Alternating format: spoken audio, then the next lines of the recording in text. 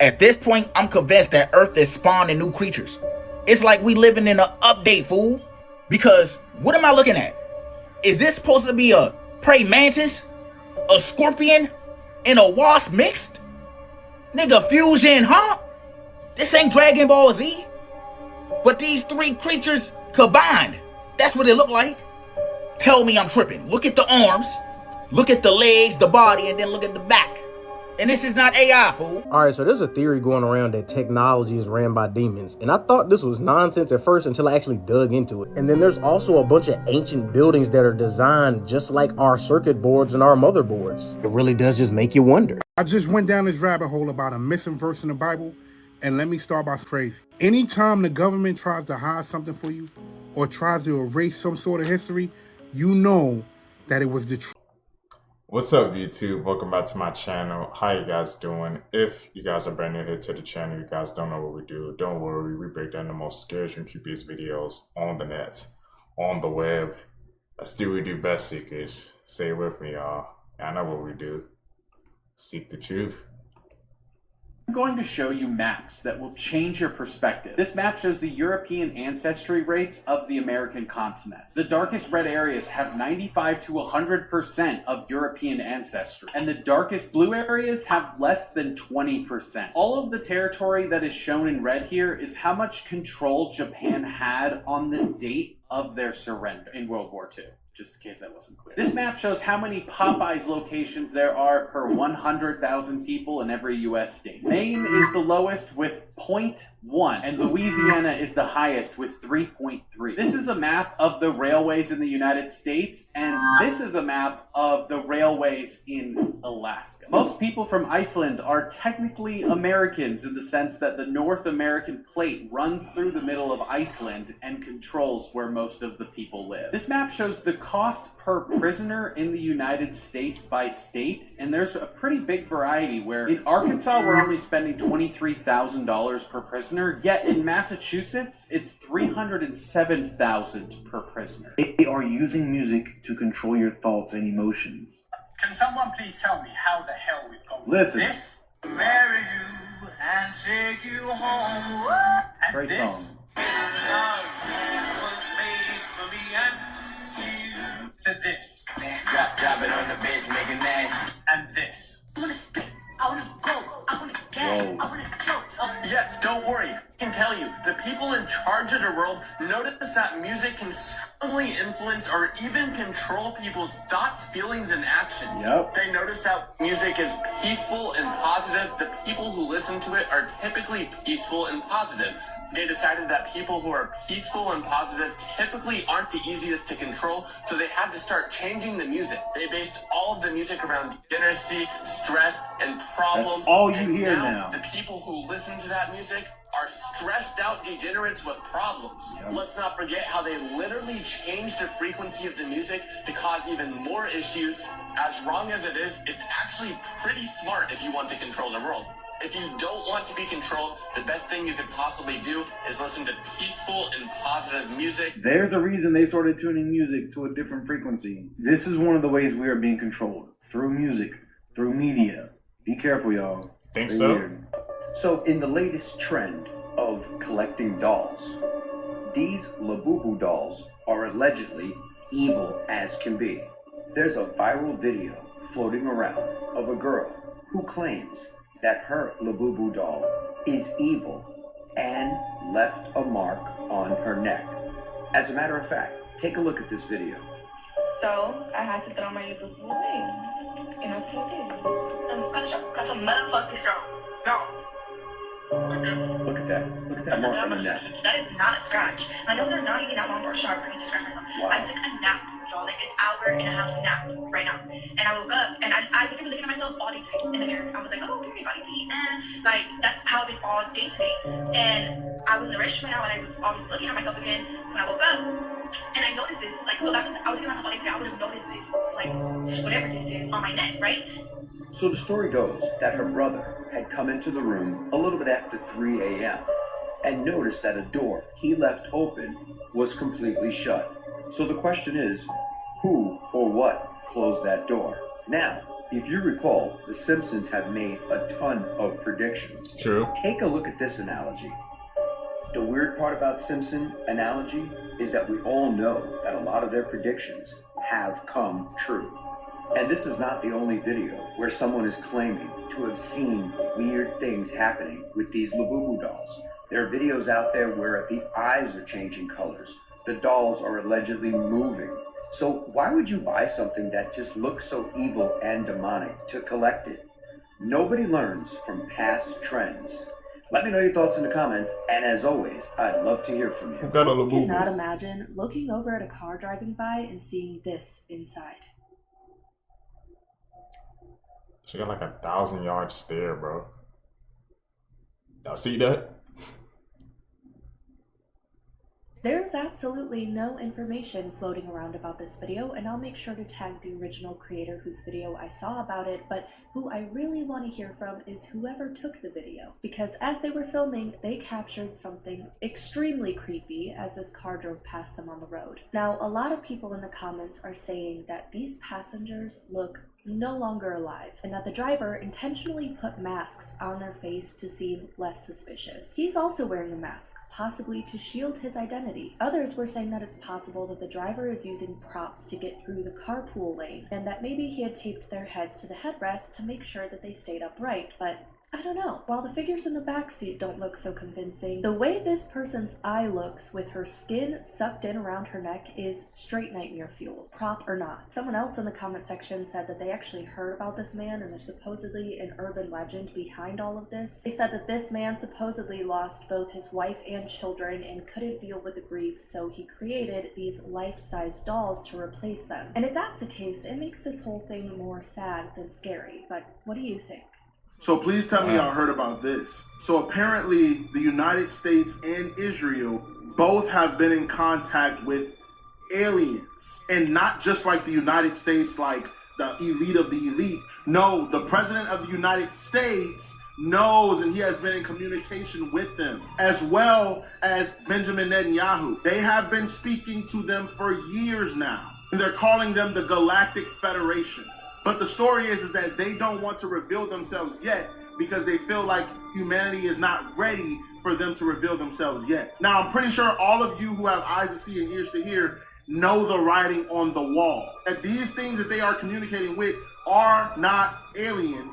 They are demons, which is my 100th time saying that. They are the fallen angels. They are, some of them, Nephilim. They are here to deceive and appear as these aliens that everyone speaks of and everyone makes movies about. The only reason why they're not ready is not because humans aren't ready, it's because it's not their appointed time. So when people think that the presidents and all these people don't know what's really going on, I'm telling you, they have all the knowledge of what's going on, but they have to play a role and pretend like they have no idea as to what's going on. They know what's going on. I know y'all remember that report about the Anunnaki about to reveal themselves soon. Like, and that was coming from the Pentagon. So all I'm saying is brace yourself for some news that is probably going to come out really soon that you're going to be like, ain't no way. Let's keep it a buck, bro. If aliens were freaking were real, man, you know the government would never even confirm it, bro. They would deem the public that they said they're not ready to know that type of information, man. So who knows, bro? Aliens could be roaming around the earth right now, bro. You could be walking right past them, man. You would never know. Tell me down below, Seekers, man. You guys think we have some aliens on the planet, bro? It's the most haunted place on the entire Earth. This 6'7" man was not supposed to be in the footage. Abandoned church in Florida was one of the main sets used for Jeepers Creepers, the 2001 movie. But a lot of the crew who were working on the film said that there was a 6'7" figure walking around the set, often seeing this very tall figure walking around the cornfields or outside of the church building. People had thought that it was the stunt double for the main villain in the movie who was kind of walking around or getting changed. There was a few takes in the movie where people had actually captured this figure walking in the background while the other guy was actually recording, whilst other people on set claimed strange things like food randomly going missing. But as I say, the directors always said that no, it's just a stunt double or it's a random extra just walking around in the background. But when editing began and people started noticing the man in the background, things got weirder. Noticed there was definitely something in the background, that for sure there was something more going on this set, but we still have no idea what.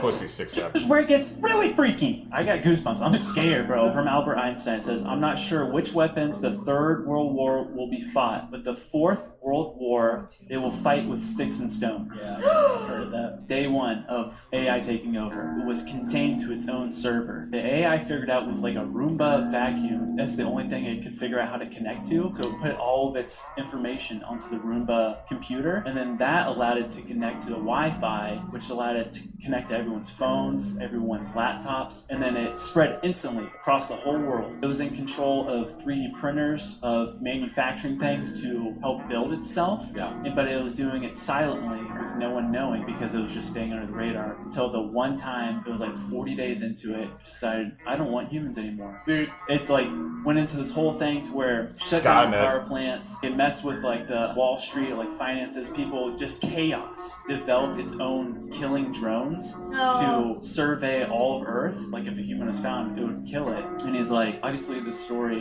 is made up. He said, this story was made up by AI when I asked it to make up a story of how it would take over. Just a hypothetical. Okay.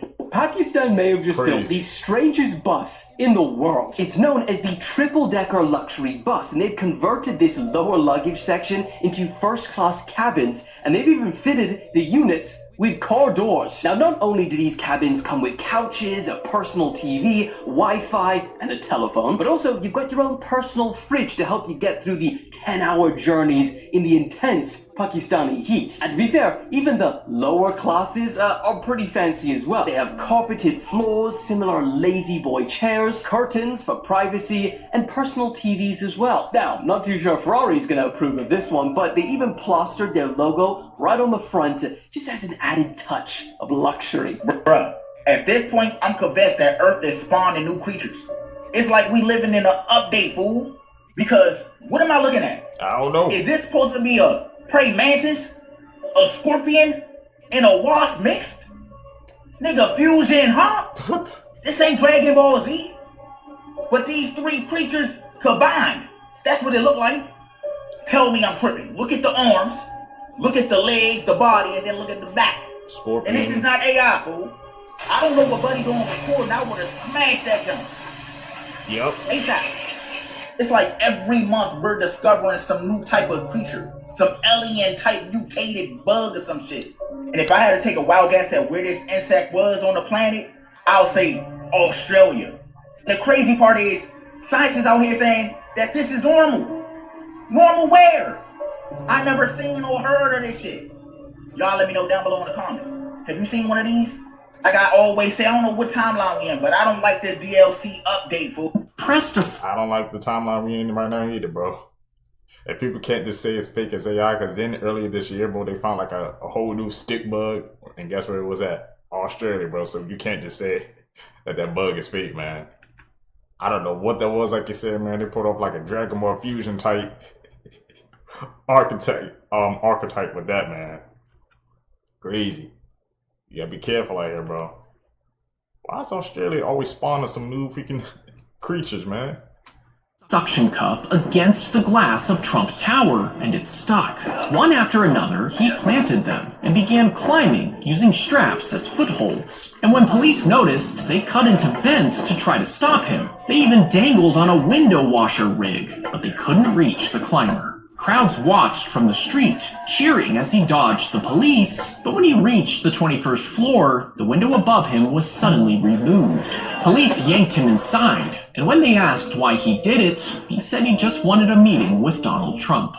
I just went down this rabbit hole about a missing verse in the Bible, and let me start by saying this shit is crazy. Anytime the government tries to hide something for you, or tries to erase some sort of history, you know that it was the truth. Mind you, I've seen a couple of videos about this and I had to find out the truth for myself. Some Bibles literally do not have Matthew chapter 17, verse 21 in them. Mind you, it just skips from verse 20 straight to verse 22.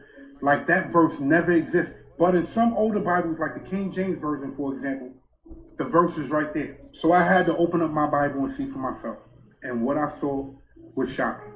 So I opened up Matthew chapter 17, and I scroll down to verse 20, looking for 21. And if you can see right here, 21 is gone. 21 is missing. Now you got to ask yourself, why is this missing?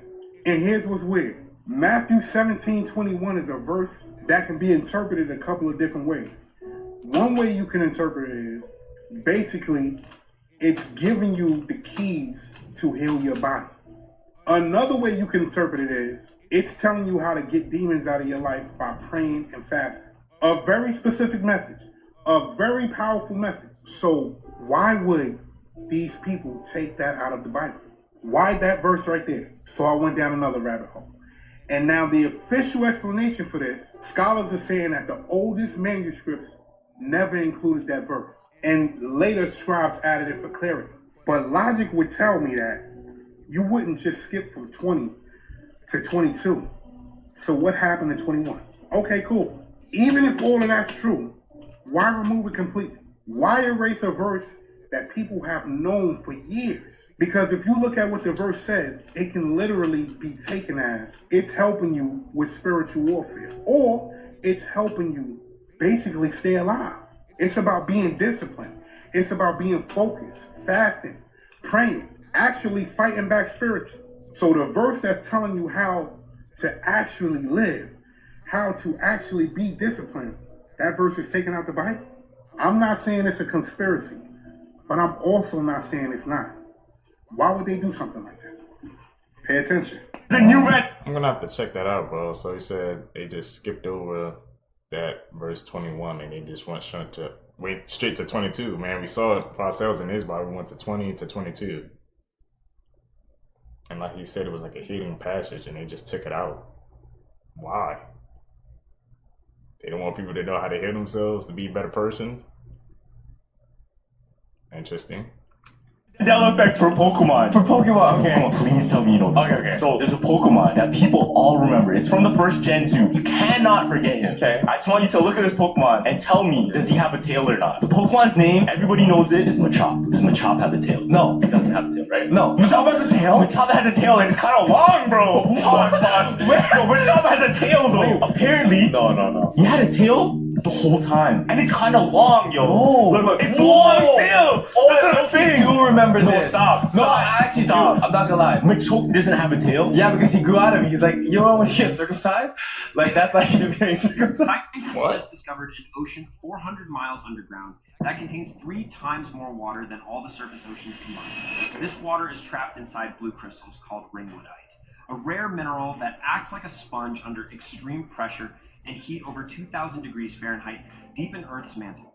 The evidence came from a tiny, worthless-looking diamond from Brazil that contained the first ever sample of this deep Earth mineral, and seismic data from 2,000 sensors across the U.S. confirmed that there's melting happening in this transition zone 400 miles down. The water exists in a completely novel form as hydroxide ions trapped in rock crystal structures, which is basically a fourth state of water that's not liquid, ice, or vapor. This discovery rewrites Earth's origin story because the prevailing theory was that our oceans came from icy comets and asteroids crashing into the planet. But if there's 3 times more water underground than on the surface, that's way too much to have come from space. This suggests Earth's oceans might have actually seeped out from inside the planet during formation, which means the early solar system was cooler than we thought. It also confirms the whole Earth water cycle, where water doesn't just move between atmosphere and oceans, but cycles deep into the mantle, through subduction zones, and comes back up through volcanic activity over millions of years. When there are literally oceans beneath oceans that we never knew existed, we're still discovering fundamental things about our own planet that change everything. If you enjoyed this video, drop a like and comment below. Follow my page for more stories like this. Alright, sir. That's crazy, man. An ocean, we're finding oceans in oceans, bro. Then they say, man, we haven't even explored, the deepest part of the sea or the ocean, so it makes you wonder what else is down there, man. There has to be some new creatures, bro. Lurking down at the deep. We don't know what's down there, bro. Memories, man, confirmed, bro, for 2025. There's a theory going around that technology is ran by demons, and I thought this was nonsense at first until I actually dug into it. Cause y'all know me, I gotta dig into things. So when you look at circuit boards and motherboards, they all have these weird little patterns all over them that look just like this. So if you read the Lesser Key of Solomon, it basically talks about how Solomon probably used like demons to help build the temple. And the way he did it was basically by like trapping them inside of like sigils and symbols. This is why you get stuff like this. They be like, these are different types of demons. And you wonder like, what do these symbols mean? These symbols are sigils. Sigils are symbolic representations, often pictorial, that are believed to hold magical or mystical power, particularly in occult and magical practices. They are used to represent specific intentions, energies, or entities, and are believed to facilitate communication with the subconscious mind or to manifest desired outcomes. So after hearing that theory and then reading the Lesser Key of Solomon, you're like, huh. And then there's also a bunch of ancient buildings that are designed just like our circuit boards and our motherboards. It really does just make you wonder. Like, there's so many examples of like ancient buildings and even modern civilization that looks just like technology. Because in the Lesser Key of Solomon, it talks about how these seals and sigils, they were made with like metals, like silver, gold, copper, just like technology. Because in the Lesser Key of Solomon, it also talks about how these seals and sigils, they were made with like different types of metals, like copper, silver, gold, metals that go into our technology, metals that go into our architecture. And when you look at our technology, it looks like these seals and sigils are in our motherboards and our circuit boards. I'm not saying this is true by any means, but hey, it's kind of interesting to think about, you know what I'm saying? If you are Generation Alpha and you live in Australia, it is over for y'all. Australia just dropped the biggest hammer on you guys. They have decided to cut you off from the entire internet. No TikTok, no Snapchat, no YouTube, no Instagram, none of that type of stuff. Starting next week, anyone under the age of 16, you can say goodbye to the internet because they are not letting you guys turn into what Generation Z has become. Some of Generation Z can't even think or read for themselves. They said they need y'all to focus on scholastics and then doing something, becoming something in life. And they will not be the only country that's going to be enforcing this, y'all. Check this out. 1 week, Australia will become the first country in the world to ban under 16s from having social media accounts. With one law, we can protect Generation Alpha from being sucked into purgatory by predatory algorithms described by the man who created the feature as behavioral cocaine. Teenage addiction was not a bug, it was a design feature. And on 10 December, there are going to be withdrawal symptoms. Teenagers will be upset, some will fight to get back on, some will manage to find their way around the tech and keep their accounts. But I truly believe the short-term discomfort will be worth the long-term benefits. This law is world-leading, and countries around the world are taking our lead. Denmark, Greece, Romania, France, New Zealand, Malaysia, the European Commission have all signalled intent to introduce a minimum age for social media. American social psychologist and author of the book The Anxious Generation, Jonathan Haidt, said, Australia's law, our law, is by far the most important single piece of legislation ever enacted on planet Earth to protect children in the internet age. So what's going on in the social media spaces of Australia? Because they're saying 7 out of 10 kids are experiencing some type done by another predator that's online. I mean, I'm sure you guys hear about what's happening in Roblox where other children will be able to go online and then speak to other children, but they're finding out those are not children. They're actually meeting adults. They're adults in those spaces, which is very creepy. But all I know is Generation Alpha, you better learn to start liking books. That's all I can say. It seems that Australia is with the shift. Are y'all? Let me know that in the comments below, y'all. You won't believe what this man was caught doing with a corpse. 46-year-old Randall Bird was caught doing inappropriate things to a corpse while he was working his shift as a security guard at the Banner University Medical Center in Phoenix. Randall's job was to bring deceased bodies to the hospital's morgue and slip them into the freezer. But during his shift, co-workers walked in on him and caught Randall inside the freezer with his zipper down, his uniform looking messy, and a body bag open. He was seen almost on top of the 79-year-old deceased woman, and when the workers walked in, he quickly tried to cover the body. The workers said that Randall looked so sweaty and nervous when they caught him, and his excuse was that he had had a medical emergency and he almost passed out. His co-workers did not believe a single word and reported the incident. When Randall was interviewed by police a few days later, he basically just said the same story and said that he couldn't remember much of what happened. But not long after, investigators found his DNA on the woman's body, which proves that Randall was in fact doing what we all assumed. He was arrested and now faces multiple charges. Sick man. You wish you never knew. Scariest mythical creatures in the world. Let's check them out. From Japan. Tick Tick. Tick Tick.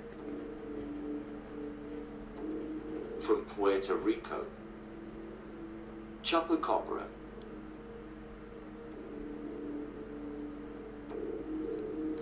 From the ocean.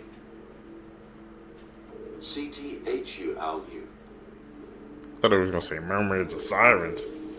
That's surprising. From Arizona. Skinwalker.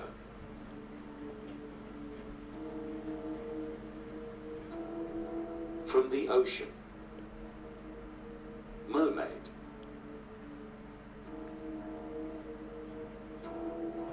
That makes sense. From Canada.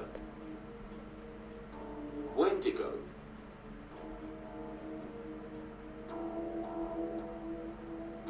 Here's some things we were taught growing up that just aren't true. Piranhas, in fact, will not just gobble you up the second you step into the same water as them. They only go after, like, dead things or if you have an open wound. In fact, there have been a total of 0 recorded deaths via piranha. Dogs' mouths are not cleaner than humans' mouths. I feel like this is common sense. Have you seen the shit that dogs eat? A simple Google search will tell you that this isn't true. Lie detectors don't detect lies. They detect if you're stressed, which could mean you might be lying, but it's not a real indication. It's not accurate at all. Fish have memories. Pretty good ones too. They can remember faces and sounds and other fish for up to months at a time, which is better than most of you guys. There was this one study where a catfish was actually able to remember the sound of a human announcing like it's food time up to 5 years after it first heard it. Being cold is not going to increase your likelihood of being sick. Okay, humans made this correlation because when it's cold outside, we tend to go inside, huddle up all together with other humans where more germs can spread around. These facts are guaranteed to blow your mind. Humans are the only animals on Earth that like spicy food. Potato chips are responsible for the most weight gain out of any other food. The average termite can live over 100 years. By chewing gum after a meal, it reduces your chance of heartburn. Dogs can sniff. Disturbing facts that will ruin your day. Firstly, you know these vacuum toilets that are most commonly used on planes and cruise ships? Well, there have been many reports of them sucking the rectum out of people when they flush. Next, this is just disappointing. 1 in 4 Americans actually believe that the sun rotates around the earth. Now, studies show that the average person will wait 5 months of their lifetime for red lights to turn green. You know when you're watching a movie or TV show and you hear these laugh tracks in the background? Well, most of them were recorded in the 50s, so you're hearing dead people laugh. This will ruin your childhood. The Red Power Ranger, Ricardo Medina, pleaded guilty to killing his roommate with a sword. Finally, you are now closer to death than you were when you started this video. That Red Ranger Power Pack, man, got to me, man. I remember as a kid, bro, watching the Power Rangers, bro. It's like, there's a sad story behind, like, each of these freaking, like, child actors, man. It's like they hit their peak and it's just downhill for them. You know, it wasn't a child actor, man, or, you know, people in that position. That's crazy, man. The Red Power Ranger? What the? What's going on, man? How rare is your body? Let's find out. About 80% of people have stretch marks, and tons of different things can cause these, like pregnancy, weight gain, growth spurts, weightlifting, etc. Anything that stretches the skin. And new stretch marks usually start out as bright red, but will fade to a light pink or white over time. Only 5% of adults have never had chickenpox. Most people who have had chickenpox will be immune to chickenpox for the rest of their life. However, it remains inactive in nerve tissues and can reactivate later in life, causing shingles. Only about 2% of people have something called aphasia, and this is a phenomenon where you're not able to visualize imagery in your head. And this is a little example where if you're asked to visualize a red square and you close your eyes and think, what do you see? A red square, slightly, or do you see nothing? Only 3% of people have something called scoliosis, which is just an unnatural curve in your spine. And doctors still don't know what causes the main type of scoliosis. The most uncomfortable products ever designed. Firstly, this Cinderella car seat was designed to make children quieter in the car, and it looks normal when there's a small child in it. But as they get older, you have to adjust the headrest. And to do that, it ends up stretching her neck like this. This Minion shampoo bottle looks like it would be good for kids, but for the strawberry scented one, they decided to make it bright red, so it looks like blood is coming out of his eyes. Next, a Spider-Man tissue box sounds like a good idea, and we all know the main Spider-Man pose. But whoever decided to put that on the Kleenex box clearly didn't think it through, because it looks like you're pulling tissues out of Spider-Man's butt. Lastly, in the Children's Hospital, they tried making a pathway that looks like a red ribbon, but instead, it looks like a path left by someone dragging a bloody body. They really didn't think that through. Didn't know. Over 80% of the plants in Tomorrowland are edible, and it used to be 100% of the plants were. There's kale, artichokes, lemons, and a lot of different fruits and vegetables, and even herbs and spices. You are never more than 30 steps away from a trash can at any point in any Disney park. The American flags that Disney flies are fake. A lot of them are missing a star or a stripe, so they don't have to follow the codes of flying at half-mast and taking them down. A one-day ticket to Disneyland in 1955 cost $1. But on top of that, rides did have a fee of about 25 to 35 cents. There is no gum sold inside any Disney parks in order to help keep the parks clean. Since Disney World opened, adults have lost over 1.6 million pairs of glasses, and on top of that, every year they find over 6,000 cell phones and 3,500 cameras. Could you guys imagine, man, that the freaking tickets at Disneyland are freaking $1, bro? I know, they probably, right? You know, nowadays, man, it costs $100, bro. Possibly if you get those passes and everything, a bundle package would probably cost over $1,000, man, so... That was just a great price back then, man. We ain't never getting a dollar ticket to Disneyland ever again, bro. Fun fact, I've still never been, so I don't even know what it's like there. Something that we have not talked about yet is mermaids. Are they real? Is there any proof of them? Let me tell you. While digging deep on the internet, I found this following video that I'm about to show you. Now, it's very busy and loud, so you need to focus to see what I'm trying to show you. As you can see, we could very, very clearly see a hand of a person that's attached at the knuckles, violently fighting to get out of the net that they were caught in. You don't just catch humans in the water. Right. Now look at this hand. This is what scientists think the hands of mermaids look like. And I'm going to show you the hand from the video, and you can see that they're the same. Not to mention, there are a lot of pictures of dried up mermaid skeleton that are unexplained. Now, what we technically think mermaids are beautiful women and men who swim around all day and sound magical and just safe, happy creatures. But that's not what people think it is. They're thought to look weird, alien-like. And when they make sounds, they screech, they don't sing. They're scaly all over, not just their tail. And they're just overall harsh, evil creatures. I personally believe they exist because 70% of the sea is undiscovered. So how do we think we know they don't? Tell me what you think. She was spitting, bro. If 70% of the sea is undiscovered, man, you can't rule them out. We've made it to part 80 of some of the creepiest submechanophobia things I've ever seen in my life. Why do they keep doing things like this? This is the Awakening statue, and it's in Maryland. This is how big it is for scale, just in case you were wondering. It used to be at this little park area until they moved it to the beach, really close to the water.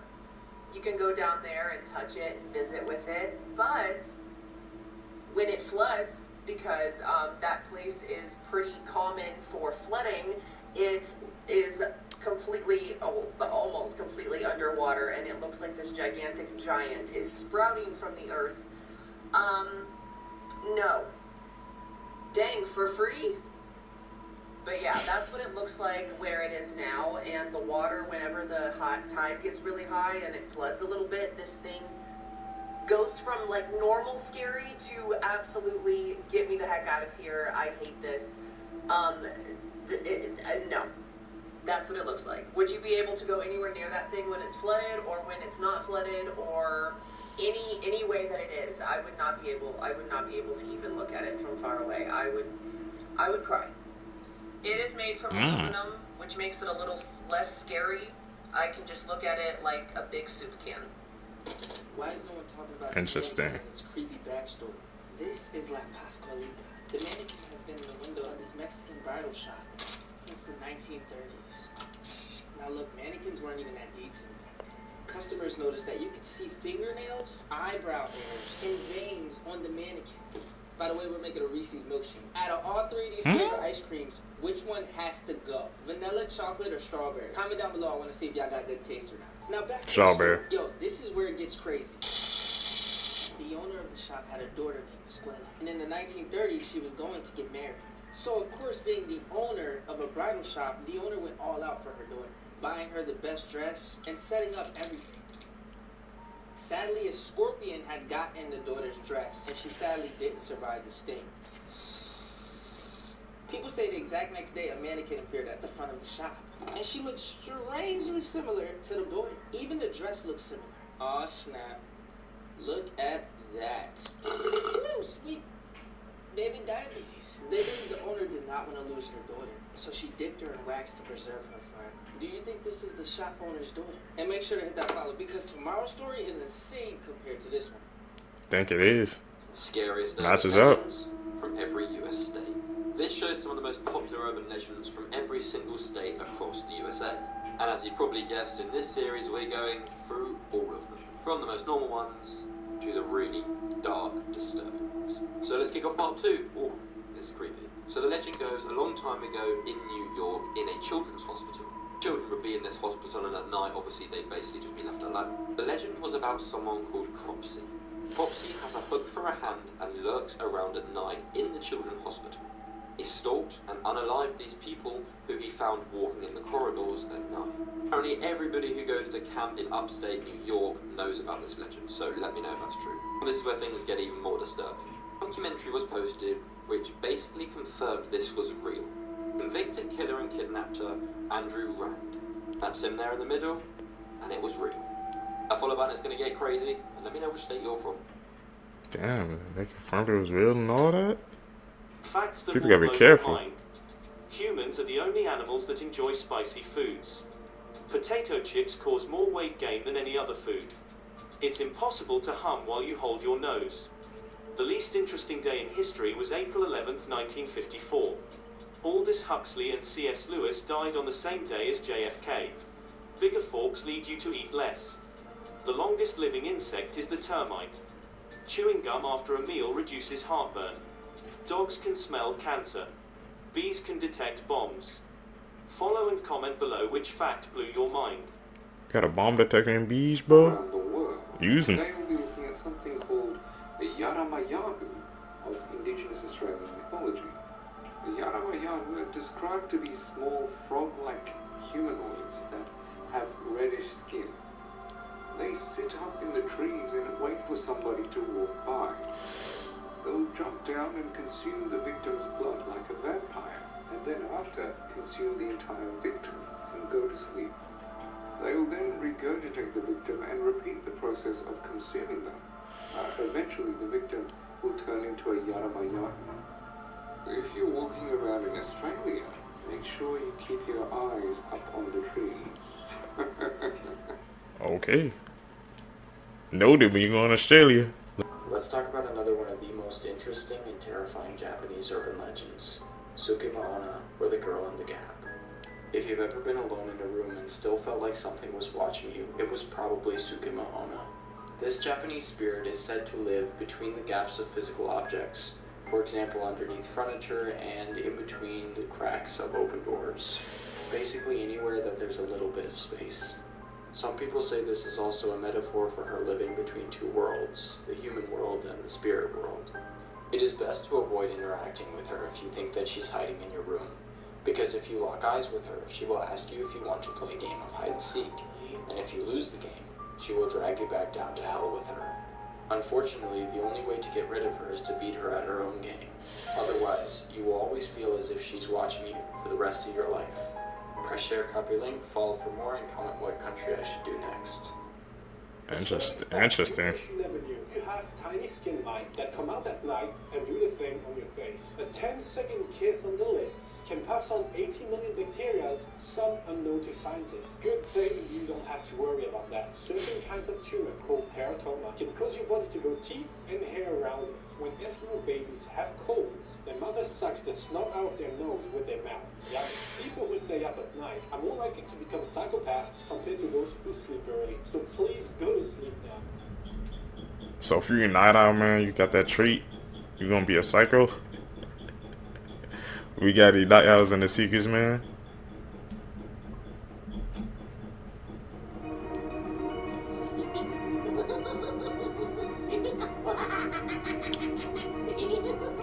A whole Pennywise house.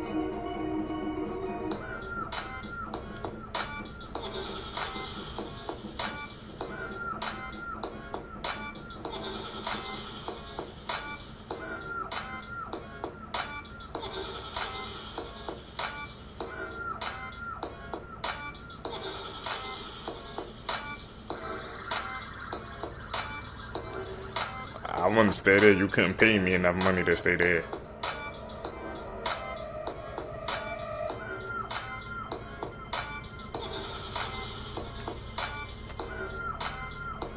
Question that has long plagued police is, what do we make of the McGrady tapes? So back in like 2001, at a Blockbuster in McGrady, North Carolina, a car drove by in the parking lot and just dropped a tape outside of the building. So employees saw that and they went outside to get the tape and they were like, who would drop a tape off like that? Until they looked at it and they noticed something was wrong. This was the tape that was recovered from the parking lot and it was completely unlabeled. According to the story, they took it to the back room where they were able to play it back, and this was the footage they found. It is a 40-minute video of a person's face looking under what looks like a bathroom stall, and it's completely silent, like straight, uncut 40 minutes of this, and the cameraman just breathing heavily while they videotape this. Management turned the tape over to police, and the strangest part is that a search canine signaled that the tape had traces of human decomp on it. To this day, whoever's behind the McGrady tape is a mystery. McGrady tapes. It's caught on camera. Chilling.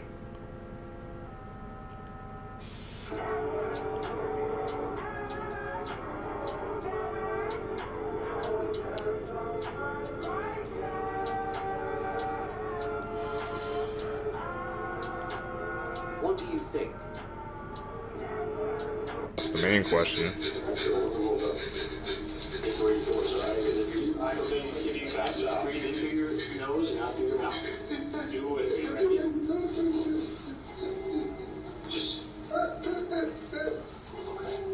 Just breathe into your nose and out through your mouth, man. Okay? We're good, man. I appreciate it. Deep breath. Deep breath. So far, I mean, were you doing this? I was just fucking. But when you fire at her, I was just. What you did hit it? I smoked. Okay. I don't. She falls in camp. She fell. I just kept trying and rolled up and stepped and it was okay. Horror movie facts that will. Your key wasn't even making sense. Part 2, Coraline. The soundtrack in the movie is a French children choir singing. Surprisingly, they aren't actually singing in French. They're singing in a completely made-up language. If you look on the wall of the dining room in the other mother's home, you'll see 3 portraits of silhouettes. These likely represent the 3 ghost children that appear later in the film. In the normal world, the boy is sad and has dropped his ice cream. But in the other world, he's happy and his ice cream is perfect. On the back of the chair above where Coraline's doll sits features a small flower-shaped pattern. And this flower is almost exactly like the one on the back of Jack Torrance's chair in The Shining. The Welcome Home cake features a double loop on the O. And according to graphology, a double loop on the lowercase o means that the person who wrote it is not telling the truth. But on the cake, there's actually only one double loop, meaning that Coraline is welcome, but she is not home. Breaking news, there has been a major update on the unaliving of Tofia Chu's brother, as authorities have now revealed exactly what happened that day, and trigger warning, it is very hard to listen to. This is the vehicle Tofia, her brother, and her mom were in. They were parked in a church parking lot. They're not sure if they were sleeping or just parked there, but around 3 or 4 a.m., a suspect walked up to the vehicle. They don't know if this was targeted or if he was just trying to take the car. He ended up pewing her brother and her mom and walked around to the passenger side of the vehicle and tried to pull out Tofia, who was able to get away. The suspect then got in the vehicle and started fleeing with her brother, who was unalived, and her mom, who was injured in the backseat, both still in the vehicle, and then he ended up crashing into a black Jeep that you see here. The driver of the Jeep then got into a confrontation with the suspect, and a security guard nearby heard the commotion, walked over, things escalated, and the suspect was fatally pewed. Tofia's mother was then rushed to the hospital and is believed to be in stable condition, but unfortunately her brother did not make it, and neither did the suspect. Tofia is also physically okay, but obviously very hurt from all of this. Rest in peace to her poor brother, and prayers to her mother, and as any new information comes out, I'll keep you guys updated. This is one case that still haunts me. The story of the disappearance of Jason Jolkowski is one of the weirdest things that you'll ever read about, and it's haunting because to this day, this mystery has never been solved. So let's take a look at it. So this is Jason Jolkowski. He was born in 1981 and lived in Omaha, Nebraska all his life. And this story takes place in 2001. So on Wednesday, June 13th, 2001, Jason was called into work early. So initially, Jason planned on walking to his job, which was 4 miles away, due to the fact that his car was in a repair shop that day. But he eventually made plans for a friend to meet him at a high school that was nearby. So this high school, Benson High School in Omaha, Nebraska, was only half a mile from Jason's house. Literally an 8-block walk, and that's where his friend was supposed to meet him. So just take a look at this photo. This is the exact route that Jason was going to take to the high school. It's only a 10-minute walk, and keep in mind, he was about to make this walk in the middle of the morning in broad daylight. In a city like Omaha, Nebraska, where crimes like disappearances and murders don't really happen all that frequently. So at 10:45 a.m. that morning, a neighbor saw Jason helping his younger brother with the trash outside of his home, and at some point right after that, he left to go on this walk to go meet his friend.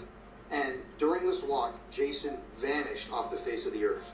So to this day, no trace of Jason has ever been found. There were no remains ever recovered. Nobody has seen anybody that's ever looked like Jason. Nobody reported seeing somebody being abducted on the day that he went missing. Nobody even reported seeing anything out of the ordinary. It's as if he simply vanished literally into thin air. They even checked the security camera footage from the school that he was supposed to be walking to that day, and the security camera videos showed that Jason never arrived. It was somewhere on that half-a-mile walk when he vanished. Now, Jason's parents have suggested that they believe he may have been abducted and killed, but with no body ever having been found, that theory is just really hard to prove. And yeah, it's been over 20 years since this happened, and no trace of Jason has ever been found. That's why it's a case that will haunt me. I mean, it's just scary to think that you could be making a half-a-mile walk in the middle of the day, in the middle of your city, and go missing. And in the sky. You can't tell me this is not an island in the sky. My God. What is that? I don't know. Is that heaven bleeding through to our reality? Or another dimension? I am or is it just a mirage? That's insane. What is that? The more you zoom in, the more it looks like little trees on this piece of land. Or this could be a portal that is showing a distant land in some other universe.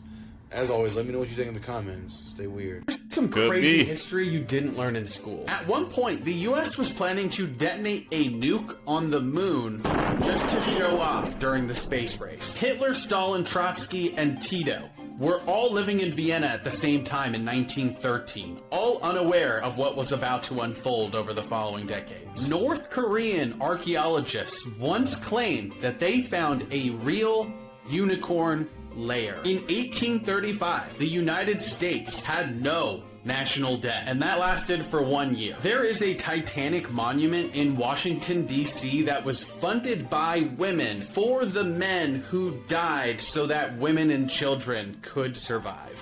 The creepy bunker is what will sell you on this place. Maybe it's the extensive cave system in the backyard. This is a home for sale right now in Shelbyville, Tennessee. The address Literally is Zero Cavern Bunker, and it truly is one of a kind. This is what the house looks like from the outside. Find a bunker hiding in a cave in the backyard. This is a 2-bed, 2-bath home with a full workshop attached, and they include pictures of a Humvee, which actually comes with the property. Interestingly enough, the house also comes fully furnished, almost like they're trying to get rid of anything that may have an ancient spirit attached to it. The property has a whole bunch of outbuildings. Here's one of them, and then they have this little cabin that's currently being used as a chicken coop. Now, I don't know if the chickens come with the property or not, but that is an important question. I'm assuming this is the trail you have to take to get to the bunker, which is built into the cave, and this cave system is extensive.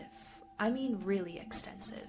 In the listing description, it says that it covers 60,000 square feet. Damn. Just think of all the exploring you could do here. They also say that all other entry points into the cave system have been blocked off with over 10 tons of steel, which is kind of terrifying to think about. My imagination just runs wild with this place. Imagine the spooky seances you could host here. I'm pretty upset that they don't show you what the inside of the bunker looks like, but with all of the property they have, with all of the outbuildings, and the cave system, Halloween parties would go so hard here. Everyone always talks about Annabelle, but there are so many other terrifying objects inside of the Warren Museum. Like their shadow doll that can be used for curses. Also follow along if you want me to go through more of their collection. Now, according to the Warren files, the origins of the shadow doll are a little murky, but the story goes that a couple found it inside of an antique shop and brought it home with them. And immediately they started noticing that something was wrong with it. They would wake up in the middle of the night with mysterious scratches and bruises all over their body. And also, the closer they looked at it, the more they could tell that it was made with real human and animal materials.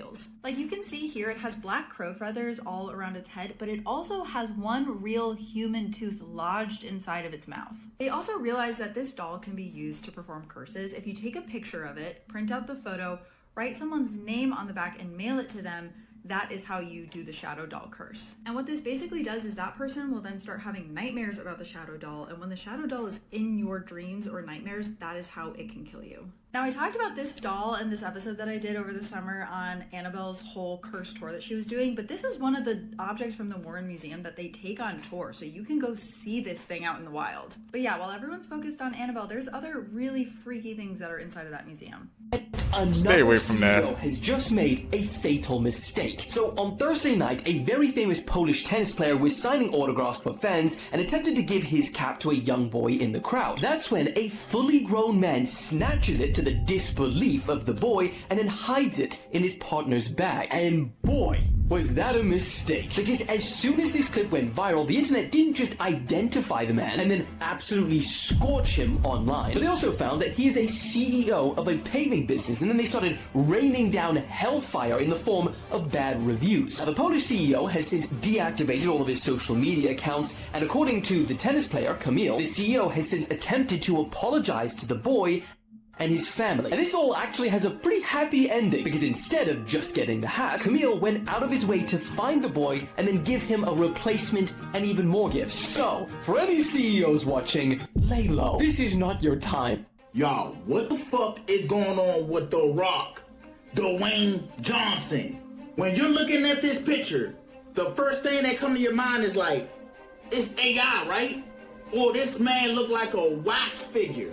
But nah, y'all, this is a real picture. I'll show y'all the video. Y'all, this is really real. Look at him. Do that look like The Rock to you? Nah. I understand that he's 52, 53 years old. I get it. Everybody ages. But bruh, he was just like 200 and something pounds. Right here, he looked like he a $190. Y'all, this was not too long ago. Look how big he was. Now look right here. Is he sick? I'm hearing they said this man lost over 100 pounds, y'all. He really went from this to this. Why would this man lose 100 pounds? What the fuck? I could see 50 or something, but 100? That's why this man looking sick like this? I'm not used to seeing this, y'all. My boy Strange Zone pointed it out to me and I was just like, what the fuck? I've been seeing this man since WWE, WWF. And I'm like, what the F? Floating. I think people just gotta get used to his new appearance, man. I mean, when he dropped down, I guess all that muscle, yeah, you're gonna look different. So I'm about to say, and he said he's 55 as well, so probably couldn't, I guess, keep up that workout routine. Just gonna take a while to get used to, man. Around social media all day today, there has been nothing but talk of the absence of Donald Trump. Everyone is saying he hasn't been seen for days. And this all seems kind of not like Donald Trump, because he's been running rampant for the past 6 months nonstop with things every single day on his calendar. And as you can see here, President Trump has gone dark. His schedule was wiped through the weekend. And this is a look of the schedule of the White House that they put out from Friday all the way through Saturday into Sunday. There is absolutely nothing planned with the president.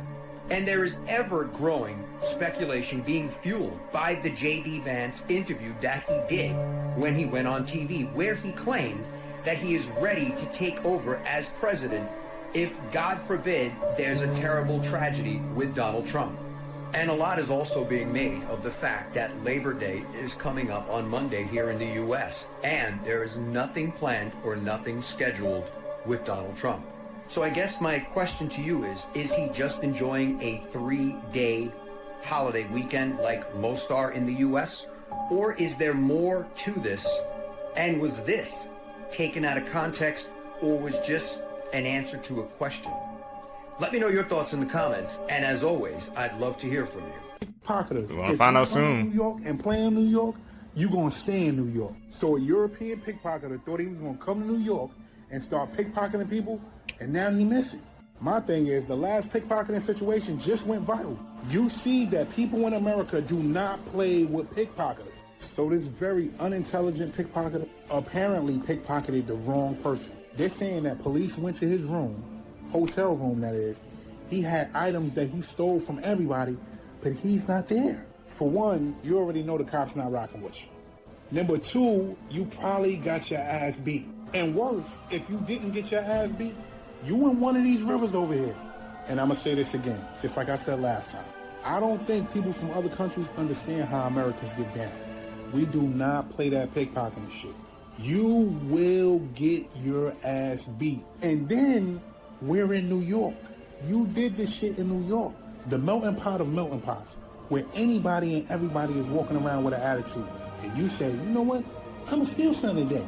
And somebody else is like, yeah, you stole something, now I'm gonna whip your ass. Or worse. So most likely, 9 times out of 10, if this person is missing, man, they might not find him. Stay out of New York with the bullshit. Stay out of America with the bullshit.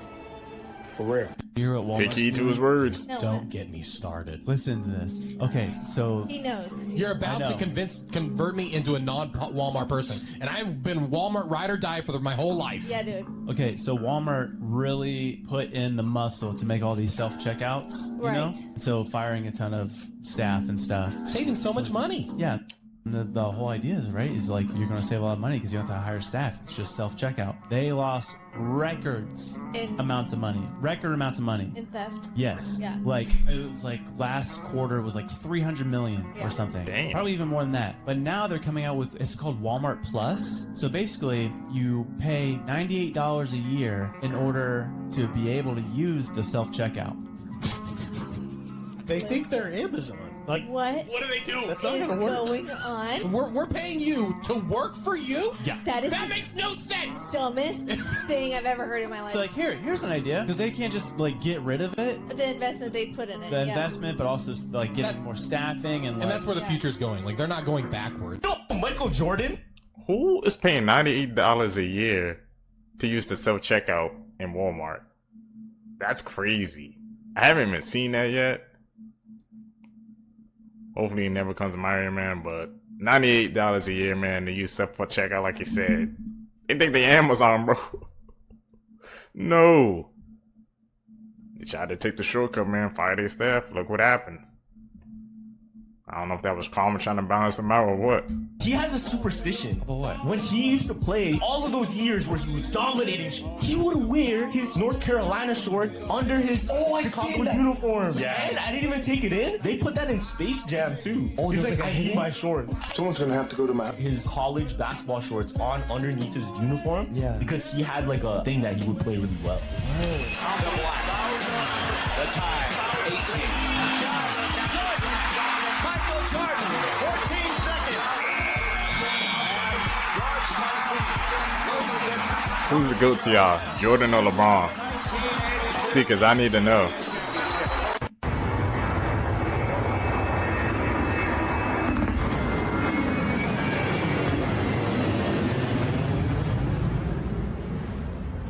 What is up with these planes? Y'all saw that? Y'all know what Hollywood represents? It comes from the holly tree. Back in ancient times, what was the holly tree used for? The wood of the holly tree was used to craft wands. And what is a wand used for? We all seen Harry Potter is used to cast spells, weave spells, conjure things. And when they wanted to cast spells on a massive scale, they would use like mediums, they would use psychics, you know, people like that. And usually mediums, psychics, they would have crystal balls. The crystal ball was not always clear. Sometimes it was black. Look it up. There's black crystal balls. And the black ones are actually more potent.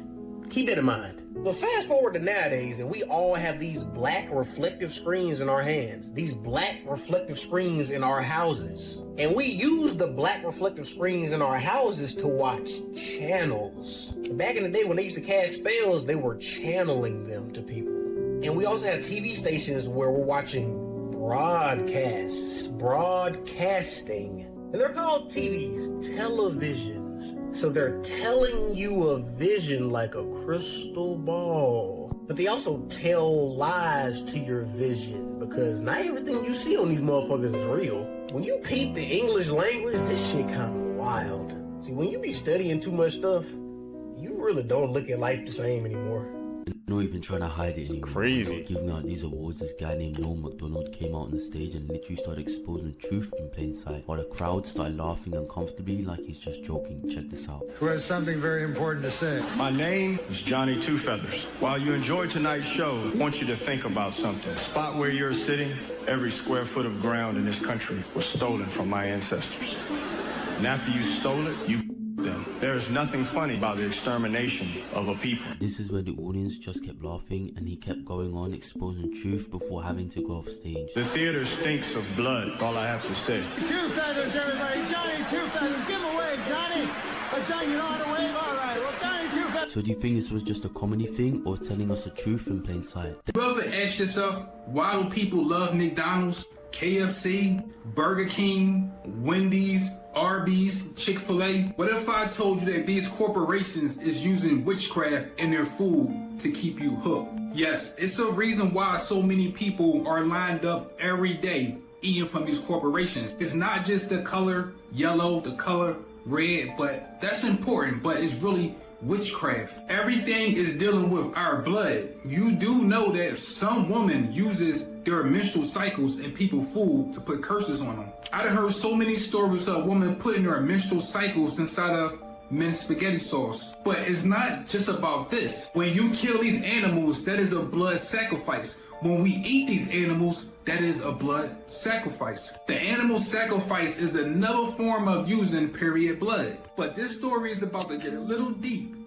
Stay with me. We are dealing with a spiritual parasites known as the archons. We can't see these life forms, but they can see us. They know this planet is like a farm. We eat the beasts and they eat us. We hear about these kind of parasites all the time, right? Parasites, worms in our stomach. We should do a parasite and worm detox. We hear about this shit a lot. But what we don't hear about is the spiritual parasites we can't see. They are the ones that set up these fast food restaurants. We think we are eating food, but we are really eating death. Everything is dealing with magic and witchcraft. When you use herbs and seasoning, that is witchcraft or a potion. They even have certain spells you can use for health, success, courage, and it's all dealing with seasonings. The reason why you love this food so much is because they put a season or a spell on it. Everything in this reality is dealing with magic or breaking bread. If you ever do a ceremony or a ritual, what do you use? Sage, incense. Well, if you use the right combination, you can make a magic spell. These fast food restaurants came up with the right recipe and they made a magic spell. That's why they said let your food be your medicine. These seasonings can heal us. This is not just food.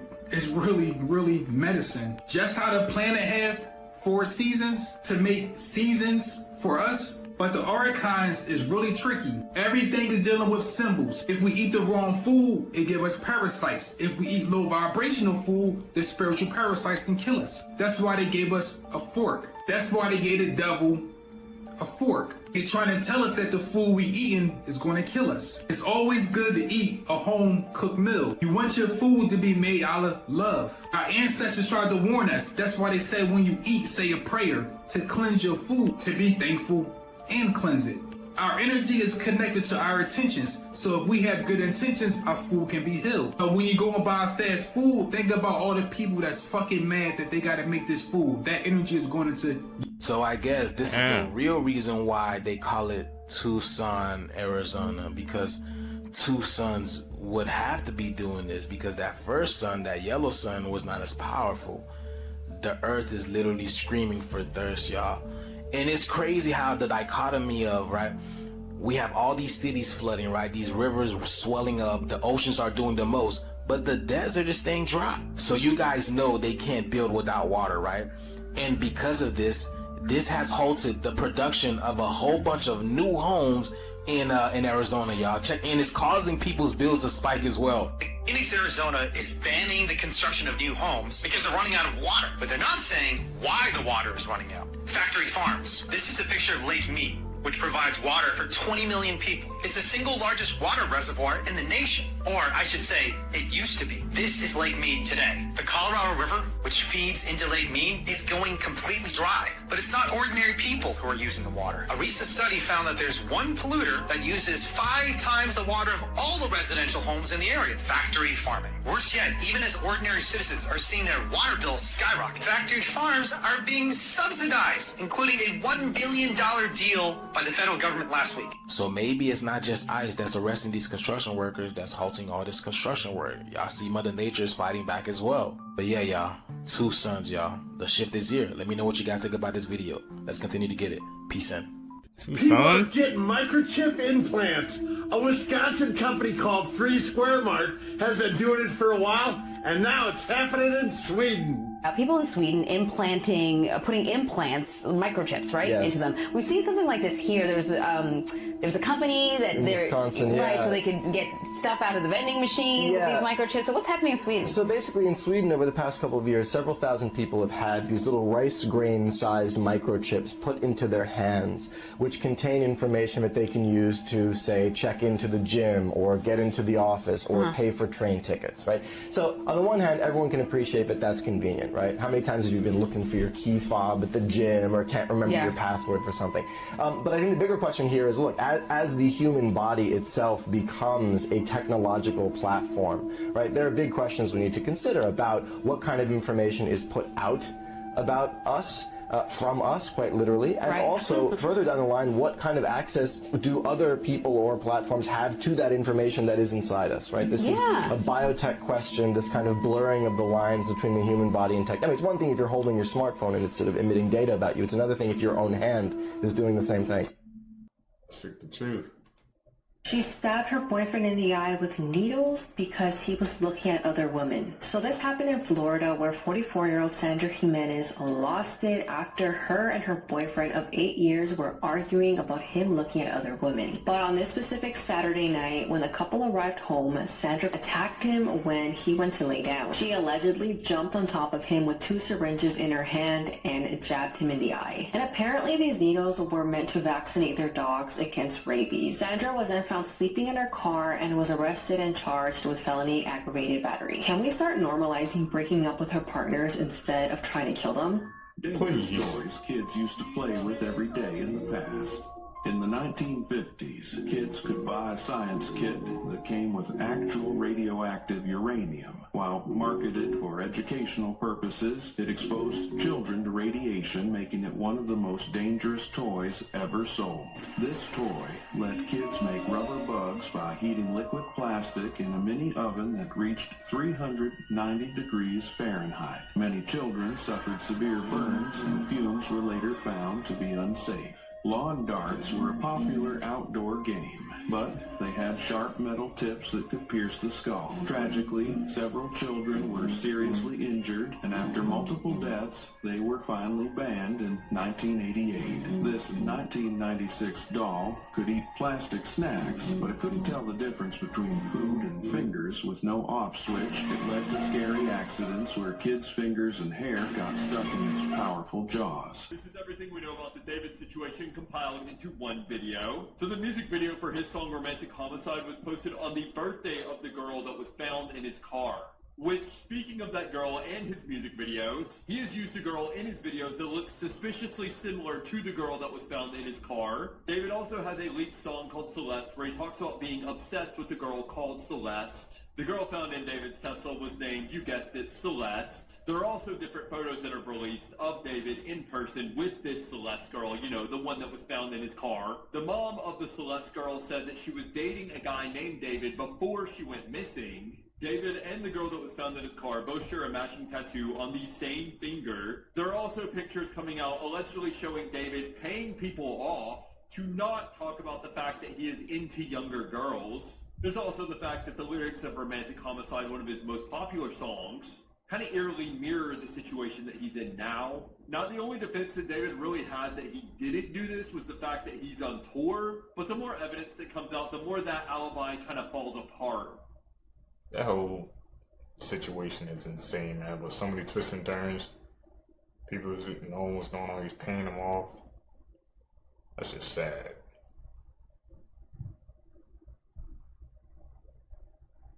Where he at? This 10-year-old ended his mother's life because she wouldn't buy him a VR headset. 10-year-old Noah Mann Tate lived with his mother Kiana Mann in Milwaukee, Wisconsin. Noah really wanted a virtual reality headset, and when he asked his mother if he could get one, she told him no. Once Noah was told no, he became enraged and came up with a sinister plan. On the morning of November 21st of 2022, Noah allegedly retrieved a handgun from the house and hid it in his nightstand. He waited until Kiana was doing laundry, shot her in the face, and ended her life instantly. Instead of calling for help, Noah went online, used his mother's credit card, and ordered that VR headset. That same morning, he also attacked his 7-year-old cousin, adding to family fears about his violent behavior. Noah was interviewed by investigators, and he stated that it was an accident, that he was just twirling the gun trying to scare her. But later, he ended up admitting that he aimed directly at his mom. Relatives revealed that Noah had troubling behavior. He had rage issues, he would roam the house at night, he spoke of imaginary people, and he once tried to start a fire with a balloon with flammable liquid. The state psychologist found signs of mild anxiety and psychotic symptoms, but stated that he was competent for trial. Even though Noah was only 10 years old, Wisconsin law states that homicide cases just like this need to start in adult court. If he is convicted of first-degree intentional homicide, he could face up to 60 years in prison. Let me tell you about some crazy history that they didn't teach you in school. Bill Morgan was an Australian truck driver who was clinically dead for 14 minutes and spent 12 days in a coma back in the 90s. After he made his full recovery, he bought a scratch-off ticket to celebrate and won a car. During a TV reenactment of that win, he scratched another ticket live on camera and won $250,000. Bro, he wasn't meant to die yet. He's selling a course on how to get as much luck as he did. Joe Biden was born closer to Abraham Lincoln's second inauguration as president than his own inauguration as president. A German Jewish news photographer faked a broken arm so that he could sneak a camera into his cast to take a picture of the U.S. Supreme Court in session back in 1932, which is one of the only photos of that kind. There was a few months in the early 70s where you could see through the Twin Towers because it hadn't been fully built yet, and you could see the core structure right there in the middle. This has got to be the scariest dog I've ever seen in my life. So this lady has been posting videos of her dog Lita to social media, and in these videos, Lita looks uncanny, to put it in the nicest way possible. Now, according to the lady, the reason Lita looks like this is because she has been through a lot. Now, she doesn't describe what a lot is, but I assume it is to hell and back. And so does everyone else in all the comments of the lady's videos, as people seem to be terrified of Lita. How long you can survive without one of your organs, without one kidney. Your entire life. Without the nose. 65 years. Without the stomach, 5 years. Without the mouth, 3 days. Without the heart, 10 minutes. Without the bones, 8 minutes. Really? Without the brain, That's instant, right? 6 minutes. Without the lungs, 5 minutes. Without the skin, 30 seconds. Without your phone, 0 seconds. Really, without the phone? People got a Turns out problem. the singer David was diddling minors, and the girl found in his Tesla trunk was his underage dead girlfriend. He even had an unreleased song named after her called Celeste. It had matching tattoos that said shh on them with dots. At one time, she was even on the stream, and he kind of quietly like shooed her away off camera. It was pretty weird. Now he is in hot trouble. He has canceled all his remaining tour dates, and now the investigation is getting heated. I feel like his lawyer is watching all the TikToks and all the stuff stack up with the evidence and sweating right now. Mind you, the girl was Celeste Rivera. She was 15 years old, and she was reported missing a whole year ago. I'm just wondering how long she was in that trunk for, and also her family made comments on this. They knew she had a boyfriend named David. I don't think they knew that this guy was like a 20-year-old singer. Investigators are treating her death like a homicide right now and investigating it like a homicide. A cause of death has not been announced, though. Her family has not really made any comments regarding her death yet, though. The story keeps changing because when I made the video a couple weeks ago or a week ago originally, they said the body wasn't that decomposed, it was slightly decomposed. Now they're saying it's severely decomposed. So it was probably in that trunk for many months.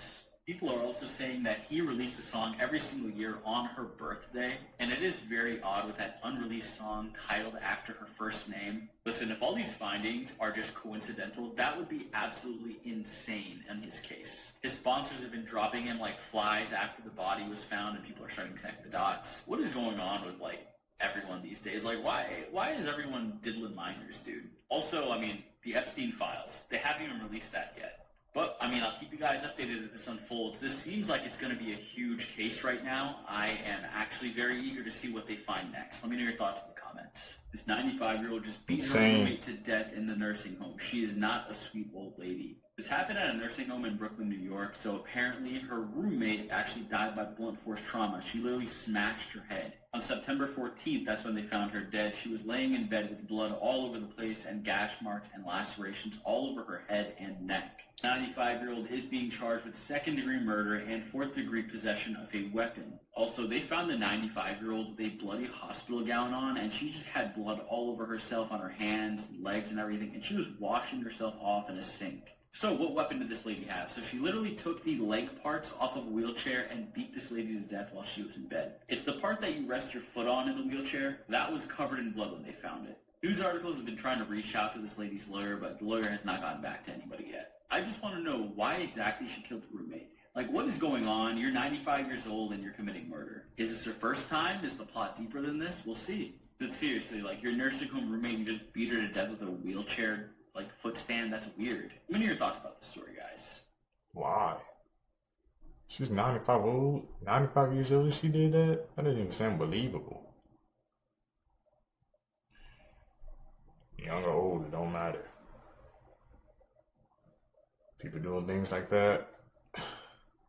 Here's some crazy history that they didn't teach you in school. This picture shows a list of proposed amendments that never passed. In 1876, there was an attempt to abolish the United States Senate, just overall. Also, the forbidding of religious leaders from occupying a governmental office. Dang, what was going on at that point? In 1893, we tried to rename the nation the United States of Earth. Bold choice. The same year, tried to abolish the United States Army and Navy. That definitely went the opposite way it was going to go. 1914, finding divorce to be illegal.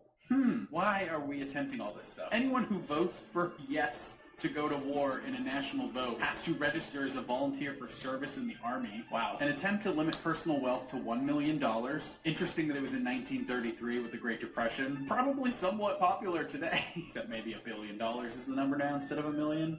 Should people be allowed to have over $1 billion? Is this 1933 and 2033 are going to get this brought back up 100 years later. Just 14 I don't years know. after trying to limit that personal wealth to $1 million, they tried to not allow income tax over 25%. Wow, that flipped very fast. And in 1971, American citizens should have the alienable right to an environment free of pollution. Whoops. Creepy last Dang, words was said right before dying. Registered nurse Shirley Smith said that she had a very rich patient who was a true Satanist that was dying of cancer. The patient had upside-down crosses and a Satan's Bible by her bedside. Shirley said that she will never forget what happened. It was the middle of the summer, and yet it was so cold and dark in her room that you couldn't even stand it, even in the middle of the day. She said that it got so evil feeling in there that she had to call a priest to pray with her and her aides before they would even enter the room. When the patient passed away, she had not spoken in over 24 hours. And then all of a sudden, she sat straight up and said, "Satan,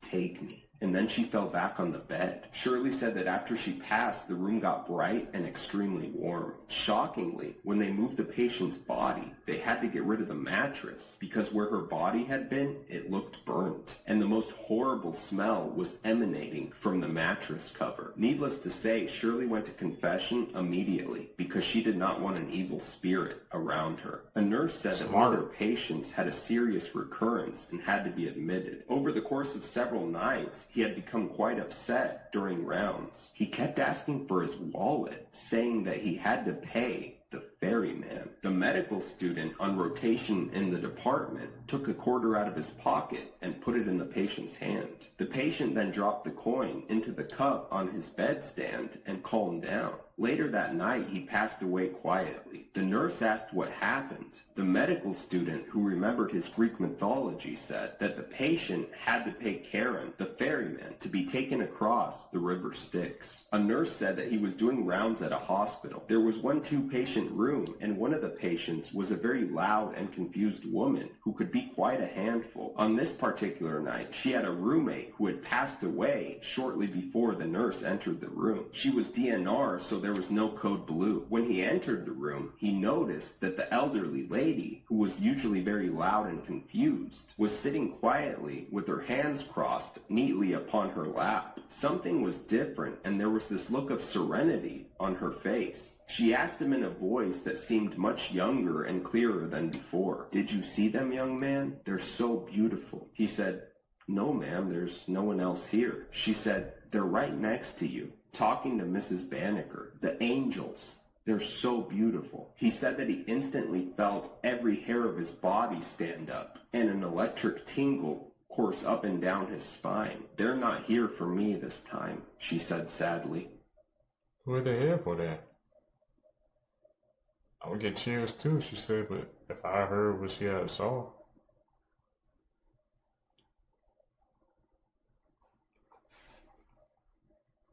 What is he doing? Looks like it's a hotel hallway. Well, too bad, because negative energy is the only thing that's in this movie. I claim no negative energy for If this. you come on here and you claim no negative energy, I'm sorry, because the negative energy is going to get you, and it's relentless. Dramatica pops into theaters on the 12th of September, and you're not going to want to miss this one. It's All Hallows Cleve. Like and follow for your daily dose of horror content. I got to see Dramatica before it hit the theaters, and you know what? This was a lot more different than I thought it was going to be. I guess I really should have paid attention more to the actual title, because this entire thing is filled with trauma and negative energy. It really makes you think, what happens to the survivors after psychological torment from a demon that feeds off of negative energy? For the movie itself is a little bit of a mixed bag. Some things worked, some things didn't. But I was surprised about a handful of things that the movie did actually accomplish. This is one of the first movies that I've seen in quite a while that does have the demon possession. It does have all that same stuff that we're kind of used to seeing in movies. But it takes that and kind of actually does something different with it. You get to see the torment of what all these people that are dealing with this demon actually are going through. Possessed and not possessed. Now, honestly, the trailer fools you in exactly the direction the movie is going to go. It is a very solid, scary movie. And for some of you, it might just scare the ever-living crap out of you. Kicks off like a rocket, and it doesn't stop either. From the very beginning of the movie, it will not give you a second to breathe. So good luck watching Dramatica in theaters on September 12th. The boy you are looking at is one of the most eerie cases of all time. This is Joshua Maddox, an 18-year-old who was extremely quiet, very artistic, and loved playing the guitar.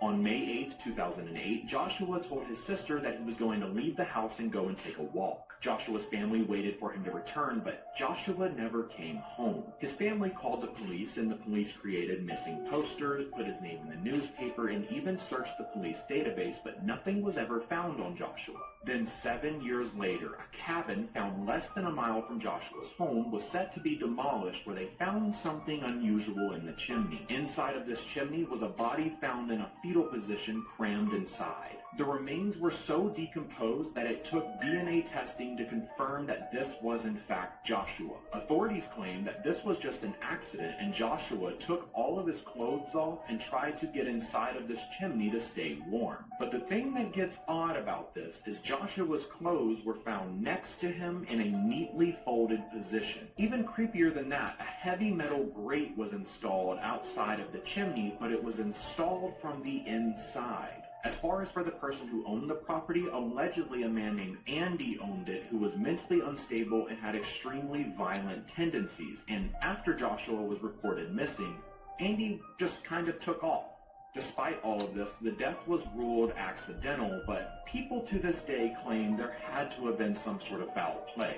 This is one of those cases where I genuinely have no idea, because if we think about this from a reasonable standpoint, why would Joshua hop into this chimney, take all of his clothes off, and try and get warm when he could have easily just walked home? If you want to see more true crime stories, make sure to like and follow. 3 life hacks that simply everybody needs to know. Number 1, if you ever get a cut or a wound anywhere on your body, and yes, this might sound unbelievable, putting sugar on it will greatly reduce the pain and speed up the healing process. Number 2, just before you go to the gym or do a workout, if you eat an orange, it will prevent you from getting dehydrated, and it will also stop your muscles from being sore. And at number 3, if you're in the elevator and someone pushes all the buttons at once, don't worry. All you've got to do is press each button twice to avoid going to them floors. Once again, I hope all these tips help you out in the future, so take a minute to share all these life hacks with your friends. The elevator one's helpful. Disturbing backstories. This is a picture of famous Mexican singer Chelino Sanchez. And at one of his shows in 1992, he received a very weird note. Her father-in-law secretly kept hundreds of photos of her, and not long after, she disappeared without a trace. Susan Cox Powell was born on October 16th of 1981, and she was originally from Oregon before she moved to West Valley City, Utah with her husband and 2 sons. She was described as a loving mother, but her marriage to her husband Josh was troubled. He was controlling with money, unstable with jobs, and often erratic. Susan often confided to others that she was scared of him, and she had even drafted a secret will that said, "If I die, it may have not been an accident."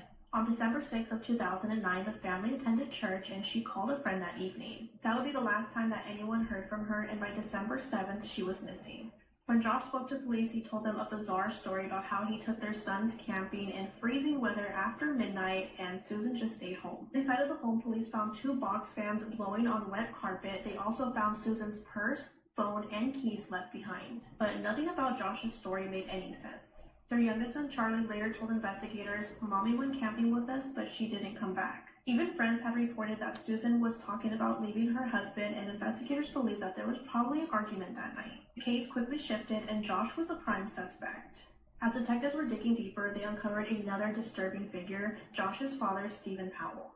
Stephen was secretly obsessed with Susan and kept hundreds of hidden photos and videos of her. Many were taken without her knowledge, and he also wrote explicit journals about his fantasies with her. Susan had told her friends that she was deeply uncomfortable with him, and he had even tried to make advances towards her. Although Stephen was never charged in Susan's disappearance, many believe that he knew more than he admitted. In 2012, Stephen was convicted of having inappropriate photos of children when police had raided his home. In 2011, Josh ended up losing custody of his sons due to evidence of abuse, and they were placed in the custody of Susan's parents. Susan's body has never been found. Investigators believe that Josh had ended Susan's life the night she disappeared and hid her remains in the Utah desert or abandoned mine shafts. Steve ended up dying in 2018 and never revealed what he knew. Susan's family continues to honor her and her sons, pushing for stronger protection for domestic violence victims.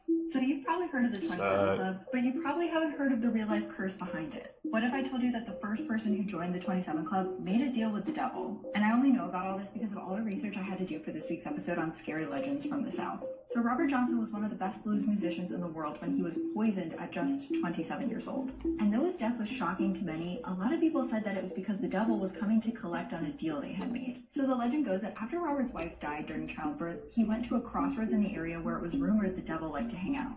And there he found a well-dressed man in a suit which he knew was the devil. He got down on his knees and asked the devil to make him the best blues musician in the entire world. He felt that was all he had after his wife died. So the devil took the guitar from Robert, tuned it, and then added another string to it. He handed the guitar back to Robert, basically saying, if you take this guitar, you'll be the best blues musician in the world, but your soul will be mine. But Robert still took the guitar, and the rest was history. 7 years later, at the age of 27 years old, he passed out while playing the guitar on stage. He had been poisoned by a jealous man who knew that Robert was sleeping with his wife. In this week's episode, I get a little bit more into the context of the time and why people really thought that Robert had made the deal with the devil. That and other terrifying stories from the South, so it's worth a listen if you have a chance. Your phone picks it up, and somehow it gets the information you're talking about, puts you in the algorithm of that subject matter, right? Right. We all noticed that, right? But have y'all gotten to the point where you don't even have to speak on it? You can just think about it, and you're in the algorithm. Yeah. You're in getting ads or promotions to that subject matter you were just thinking about. Phones are reading our minds. I've kind of tested this a few times, unintentionally though. But I thought about something that I haven't thought about in years and years. I haven't seen on TikTok. I haven't seen on anything in years. I think you're on the think about it, right? And suddenly I'm in that algorithm. Every other video was that subject matter. Am I the only one experiencing this? Try this out. Has everybody else experienced, like, it seems like these phones can tell what we're thinking and they throw us in the algorithm of that. Weird. Do you know how rare your that happen to you? is? 91% of people have a clockwise hair whirl. 83% of people can roll their tongue. 65% of people have looped fingerprints. 43% of people can speak more than one language. 35% of people don't have wisdom teeth. 35% of people naturally have 20/20 vision. 30% of people can flare their nostrils. 25% of people have dimples. 25% of people have perfect teeth. 20% of people are double jointed. 14% of people can make a clover shape with their tongue. 12% of people dream in black and white. 11% of people have naturally curly hair. 10% of people have a second toe that's longer than their big toe. 10% of people have a coffee-colored birthmark. 10% of people can touch their tongue to their nose. I could do that. No. 9% of people have a counterclockwise hair whirl. 5% of people have arched fingerprints. 4% of people have an outie belly button. 3% of people have an X on both palms. 2% of people have naturally red hair. 2% of people have natural blonde hair. Less than 1% of people have a single crease on their palm. Less than 1% of people have double eyelashes. Less than 1% of people have a negative blood type. Less than 1% of people are born with their heart on the right side of their chest. And less than 1% of people can actually touch their tongue to their elbow. I can't do that either. Here's some movie theories that may actually be true. Part 3. In The Incredibles, we know that the Omnidroids are built to fight and kill specific heroes. The first Omnidroid Mr. Incredible fights is defeated pretty quickly, but this theory states that it wasn't meant for him. This Omnidroid was actually targeting Frozone. This would explain why it's lava-proof, since it's later revealed that Frozone can't use his powers in hot places. The Omnidroid also has a blue light, hinting that it was intended for Frozone. And when Mirage spies on the two heroes, she's actually spying on Frozone, saying that the fat guy is still with him. We even see later in the movie another Omnidrome that is much bigger, much stronger, and even has a red light for the Incredibles. Had Frozone shown up instead of Mr. Incredible, the Omnidroid would have most likely added him to the list of dead heroes. Let me start it off right here. Cardi B's new album has just broken the Guinness Book of World Records. If you don't know what I'm talking about, check this out. Take a look at this right here and read it yourself. Cardi B sets the Guinness World Record for the most drone deliveries in 1 hour with her new album, Am I the Drama? It's being delivered via drone by Walmart. Have a listen to this. I can't even believe this. My fans been getting my album from drones. My album has been literally flying off the shelf from Walmart. It's been a while since Cardi B has dropped an album, and this album has just come out. And let me tell you something right now. It is firing on all cylinders. Specifically, the track called Dead, featuring Summer Walker, has now made it to #1 already on the US Apple Music charts. The album also has a track on there featuring Selena Gomez. And the album does not disappoint. It is in true Cardi B form. So they're already saying that this album is platinum. And you already saw how many units are being moved out of Walmart via drone that it also broke a Guinness World Record. So like myself, many of her fans have been waiting for this album to drop. And now that it's here, she has not disappointed. So let me know your thoughts in the comments. If you're going to download it, if you've already streamed it and checked it out. And as always, I'd love to hear from you. Again, that drone delivery. Looks like Jaws, bro.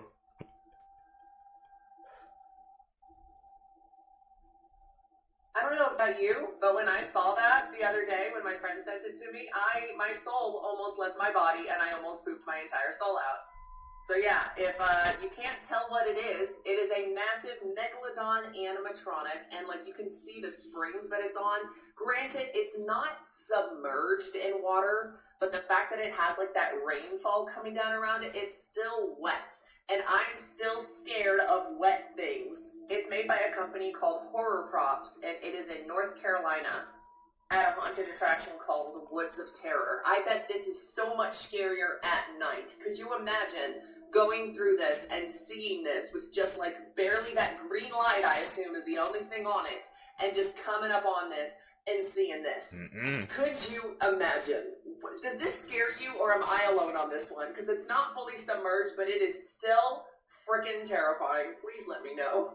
This man says that he can sleep while swimming, and he's actually had to learn how because he is currently attempting to break the world record for the longest continuous swim. That will take him a staggering 5 days and 5 nights non-stop. Noam Yaron from Switzerland has to cross the Mediterranean Sea from Corsica Island to Monaco without leaving the water for even a minute. And he's currently about 2 days in at the time we're recording. It's a huge distance of 112 miles, and since he's not allowed to take a nap or rest on the boat, he said that he's had to teach himself to sleep while swimming using hypnosis. And how this works feels illegal. Noam said that he can close his eyes and shut off one part of his brain, while the other half keeps him swimming like a dolphin. And obviously you think, well, he's asleep, so how does he stay on course? Well, apparently that's what this swimming light is for, and it also lights up at night. This is so he can see it with his eyes closed. If it feels too bright, he knows he's getting too close, and if it starts to feel too dim, well, he knows that he's going off course. Bro, we literally got human dolphins before Jesus. As he gets to his last day, I'll keep you guys updated. Neighbors had reported Did he finish it? seeing from this hole this black beam shoot from this hole, like every now and then. It's just they said it was darker than dark. This beam just go. In fact, one of my neighbors once told me that his dog died and he threw the dog down the hole, and he said the next morning that dog was on his porch. What? Like alive? Alive. So a lot of weird stuff. Yeah. After the government showed up, he says, "Go look at my land on the satellite imagery. It's blocked out over where his property are." Sure enough, it is blocked out. You cannot see what is right there. Is that legit? Do we have the address? Can we confirm that, like on Google Earth? I don't know. We need to look it up. Yeah. That's crazy. Anyways, that's Mel's hole. That was wild. One more spooky thing. One more spooky thing. This guy on TikTok, his TikTok is called the number 2 swag. 2 swag. 2 swag. But he goes and explores abandoned buildings and stuff like that. And one that was really weird. It was apparently in Gary, Indiana, and there was a whole entire neighborhood that was just abandoned. Some of these souls that's That ain't coming right. through these rooms be activated. Seriously, on some Rising Dion type shit. Every time this little boy put his hand up to this light bulb, it activates, it turns on. Even proving it with everybody else, they put their hand on the light bulb and it's not lighting up like his is. This really wouldn't be the first time that I seen somebody light a light bulb up with their hands. They told us we only activated a certain percentage of our minds. What if the generation that came behind us, right? The generation after us coming in tapped in. We really wouldn't be surprised if in the next couple of years we start to see something like X-Men or Stranger Things, and many more movies showing us people with these superhuman abilities. Yep, we're in some strange times, and they just keep getting stranger. But y'all let me know what y'all think about this video in the comments. Like and follow for more wisdom, and stay tuned. And if you want to learn how to grow your social media account just by posting videos, comment down below ATM, and I'm going to send them in your DMs. You're the chosen one. Resurfaced from the Met Gala about someone from the royal family. What? Princess Beatrice? Okay. People are saying she looks a little bit too much like a robot. Almost like she's not real. You already know they have a lot of money, a lot of access to things that aren't accessible to regular people. The theory is this was a test to see if we'd be comfortable with fake people in public. People are saying something is a bit off here. This girl is still like healthy and living, right? But they just wanted to test. Oh, that's a robot. Something going on, right? No human she could be is not real. Scientists just captured What do you the think? first photograph of a single atom visible to your naked eye, and this tiny dot of light represents one of the most significant breakthroughs in physics history. This single strontium atom is trapped between metallic electrodes and illuminated by a purple laser, creating a pinprick of light you can actually see without any magnification. The precision required is mind-blowing. Scientists used ion trap technology to suspend this fundamental building block of matter in an electromagnetic field while photographing it. This represents the first time humans have visually captured what everything in the universe is made of at its most basic level, making invisible reality suddenly tangible. The same ion trap technology forms the foundation of quantum computers that could solve problems impossible for traditional computers to handle. This ability to manipulate individual atoms opens doors to atomic scale manufacturing, quantum communication systems, and medical treatments that work at the molecular level. The achievement demonstrates humanity's incredible precision in engineering, creating electromagnetic fields so accurate they can hold a single atom perfectly still for photography. When we can trap, control, and photograph the fundamental components of matter itself, what technological boundaries actually remain for human achievement?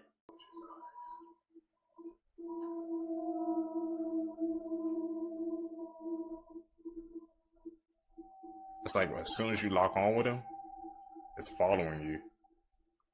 That's eerie.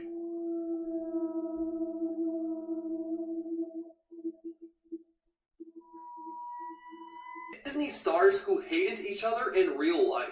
Ashley and Lucas, who played best friends in a High School Musical, were actually not friends at all. In a YouTube video they made in 2017, they said that they actually did not get along at all and they hated each other. In 2015, Sky Jackson made it clear on Twitter that she did not like her old co-star Debbie Ryan, who played with her on Jessie. She claimed that Debbie had a private Twitter that she used to cyberbully her. Debbie then responded, calling her insecure and unprofessional. And this led to Sky firing back with more tweets. Hannah Montana and Emily Osment, who played best friends in Hannah Montana, did not get along at all. In 2009, Miley made an autobiography. In there, it says that her and Emily Osment never had intentions of actually being friends. She said that they could just not figure out how to get along. Aura and Ross were characters in a TV show called Austin and Ally, and they said that best friends on camera, they acted like a married couple on set. David brought a casket to every concert of his, where every concert was a funeral, and David told us why he did it. And David's reasoning is even more spookier than I could have ever imagined. And now after seeing all the evidence that has been pulled from David's house, not only does it look like David is completely cooked, and even more worse, it's concerning that a lot of David's fans didn't even think twice when they saw this casket, because based on everything that I've seen from a David concert so far, all of David's shows seem to have some sort of demonic presence, as well as David having this weird obsession with DEATA, considering that he referenced it so many times in a lot of his songs. Even more insaner, David was obsessed with Hello Kitty. A lot of reports had Celeste last seen wearing these Hello Kitty Crocs, and even more insaner, David's profile picture on TikTok is a DEAD Hello Kitty. And now a lot of people are speculating that David's concerts were a funeral for her. And now every new alleged detail that is coming out about this is disgusting, and it even makes me more sicker to my stomach seeing this new video of what looks to be some stage at David's concert wearing those same Hello Kitty Crocs. Now this is all alleged and speculation. Is David cooked? This story is mind-blowing. Crazy. How many people heard of the woman that took her dead father cremated ashes and put it under the microscope? she's seen the universe. Here is another image of our father cremated ashes under the microscope. You can't tell me that don't look like the universe. More images. I guess it's true what they say. Ashes to ashes, dust to dust.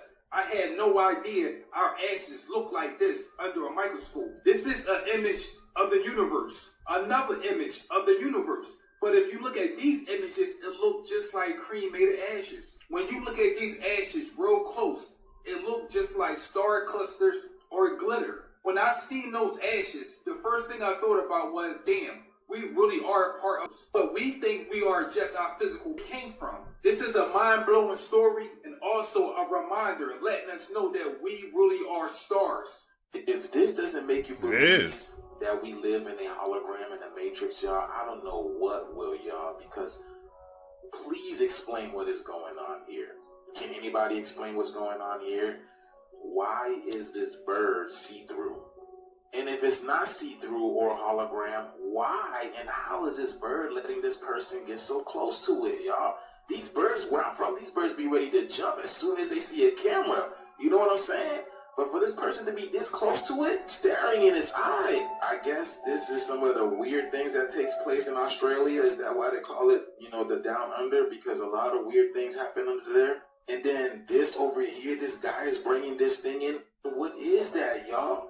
What is this? Stingray? What look kind like of creature is it? It looks like it's still breathing, like it's blowhole. What is that, y'all? Oh my goodness, is that like a pet? Is that his pet or something? It's like he took that thing for a walk or a swim. Look, it's like he's got it on a leash. What is going on here, y'all? There's some crazy things going on in this world, man. This is crazy. But let me know what you guys think about this video. The shit is here. Let's continue to get it. Peace out. They hid their daughter's body in their family restaurant. On January 2017, 5-year-old Ashley Zhao was beaten to death by her mother, 30-year-old Ming Ming. Ming Ming then reported Ashley missing and said that she went to take a nap in the family restaurant's back room, and when she came to check up on her that night, she was gone. But after police investigated, they found that no one saw Ashley leave the restaurant. The next day, police found Ashley's body lifeless in the family restaurant's back room. After interviewing Ashley's parents, Ming Ming admitted to hitting her daughter repeatedly in the head, and then she passed away. Apparently, she did this because Ashley was having accidents. After the beating, Ashley's father noticed that she was gasping for air and green fluid was coming out of her mouth, and then she stopped breathing. Ming Ming then ordered her husband to hide their daughter's body in the backroom restaurant. The couple basically carried on with the restaurant's hours of operation while their daughter laid lifeless in the back room. Ashley's father pleaded guilty and received 12 years in prison, and Ming Ming was sentenced to 22 years in prison. Here's 5 things. Mimi sounded like she was possessed by the damn devil. That's something. That's like demonic behavior right there, bro. And y'all just moving on with the rest of your day acting like nothing happened. Just going back to just selling food at y'all restaurant. We gotta keep a close eye out, Seekers, man.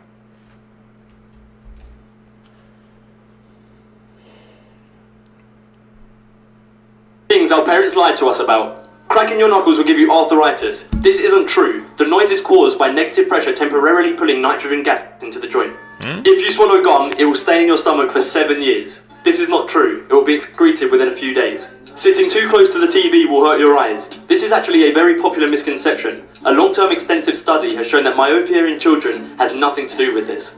If you keep going cross-eyed, you'll get stuck like that forever. This is simply false. Your hair will grow faster the more often you cut it. This isn't true. There are a number of factors affecting it, such as age, hormones, and even the time of year. Here are 3 terrifying animals that you're glad are extinct. Number 1, the Megalodon shark. This animal grew up to 60 feet long, and one tooth could be the size of a human. Megalodons were meat-eating creatures that could literally kill anything.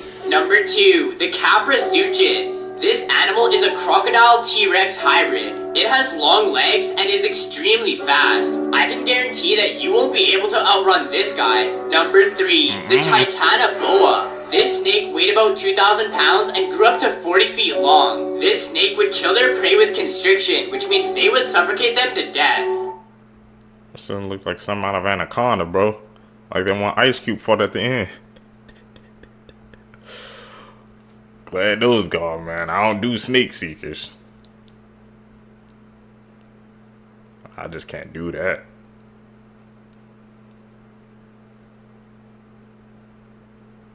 That's an edit. Spot them out. Here's what would happen to you if you just stopped eating. In the first 6 hours, everything would be normal as your body breaks down food to provide energy for your brain. But after 6 hours, all that energy is used up. So you begin to starve, entering a state called ketosis, which is when your body uses excess fat to produce energy. After 72 hours, your body will begin breaking down muscle for energy, essentially eating itself. And after 1 to 2 weeks, you're more likely to die from the common cold than starvation. Morbid Facts, Part 467. In 2013, double amputee and 4-time Paralympic gold medalist Oscar Pistorius shot his girlfriend 3 times through a locked bathroom door, claiming he mistook her for an intruder. During his murder trial, Pistorius removed his prosthetics and hobbled on his stumps, while apparently attempting to garner sympathy and a more lenient sentence. But the judge wasn't buying it and sentenced the athlete to 15 years in prison for murder. This is the skeleton of a female vampire pinned to the ground with a sickle across her throat to prevent her from returning from the dead. It was found during an archaeological dig at a 17th century cemetery in Poland. In the late 1800s, there is an urban legend about a demonic figure roaming around the Arizona deserts that killed multiple people. It turned out to be a feral camel with the decaying corpse of a male soldier strapped to its back. Likely the tragic result of Jefferson Davis's attempt to create a camel division in the U.S. Army. The camel was eaten? Here's why bees die after stinging you. When a bee stings you, it buries its barbed stinger deep into your skin. Then it releases a dose of venom filled with protein-rich substances that makes the sting painful. The venom also affects your skin cells and can also affect your immune system. But all of this comes at a huge cost to the bee. After inserting their barbed stinger into a person, they are unable to pull it out. The only way they can free themselves from the stinger is to rip their bodies apart, leaving the stinger behind. Unfortunately, the stinger also contains parts of the bee's muscles, nerves, and digestive tract. And without these vital body parts, the bees cannot survive and suffer a gory death. So when that bee hits you like this, it's it, bro. It got its one good hit in, and then it just like, hey, that's all I got. I'm out, bro. Wow. And the more you learn about these animals, these insects, truly changes the way you think, man. If you told me that as a kid, I wouldn't believe it. This woman was married to a TikTok serial killer for 7 years, but now she's turning back to TikTok for help. You see, this is her ex, Kareem Salih, but before he became known as the New Cairo Butcher, he was a TikToker with over 600,000 followers teaching people American slang. But then, in May this year, he was arrested for the murder of multiple women in Egypt, and a few months later was found guilty and sentenced to death. This case was huge in Arab media due to how shocking the crimes were. Investigators found that he had soundproofed his apartment so that when he tortured his victims, no one would hear them scream. It was so gruesome that when videos, which he would record himself, were played in court, his entire defense team of 5 lawyers immediately withdrew from the case and apologized to the judge for ever representing him. And I'm skimming over this, but it's like Ray William Johnson next video kinda bad. Anyway, his ex-wife, who had a child with Kareem but had been separated for the past 3 years, claimed that she had to go into hiding and flee to the UK because he tried to kill her and her sister multiple times. But then just yesterday in a TikTok, she said that Kareem had taken her son and he's now with Kareem's mother either in Egypt or America. So she's desperately trying to raise awareness so she can find him and be reunited. And if you want more details, I've tagged her profile below. Man, she was ready to a TikTok. Freaking sick. Bro, I'm telling you, man, these social medias, bro, personalities, you never know what's behind them. How did he have a following that big and he was getting away with it for that long? Makes you look at the world differently. Morbid Facts, Part 466. During an SAS training exercise in 1996, 21-year-old Bear Grylls broke his back after falling 16,000 feet when his parachute failed to open. His surgeon wasn't sure if Grills would ever walk again, but the survival expert climbed Mount Everest just 18 months later, becoming the youngest Brit to ever do it. Here's a photo of 13-year-old Barbara Kent and her fellow campers playing in a New Mexico river, just hours before the first atomic bomb was tested 40 miles away from them. Over the next few days, the area was covered in fallout flakes that the campers thought was snow, only it was hot instead of cold. The US government had selected the site for its supposed isolation, but in reality, thousands of people were within a 40-mile radius and weren't evacuated nor warned before the test. Despite being diagnosed with 4 different types of cancers throughout her life, Barbara was the only girl in the above photo who lived past the age of 30, somehow making it to 83. I never knew that fact about New Mexico. They didn't even evacuate. You guys remember when this man attacked the judge after she gave him a sentencing that he wasn't too happy with? So before this happened, he was sentenced to 19 months to 4 years in prison. But after attacking the judge, he was just sentenced to 26 to 65 years in prison. But this video made me feel so uneasy because look at him. He looks like he wants to jump over there and attack the prosecutor. Then he explains himself and says that on that day when he attacked the judge, he just saw red. Like, this is not fair. All I see was red, and all I heard her say, oh, this, like she said, and I finally watched the whole video. I was standing here in the courtroom with all of you guys. These are the best. The question to myself, how did he have hops that high that he even like leapt that high and even got to the judge? That shouldn't have been possible. But look what happened, man. He said he saw red, now he got 65 to 25 years instead of that like Larry sentence before, man. Gotta think before you act, Seekers.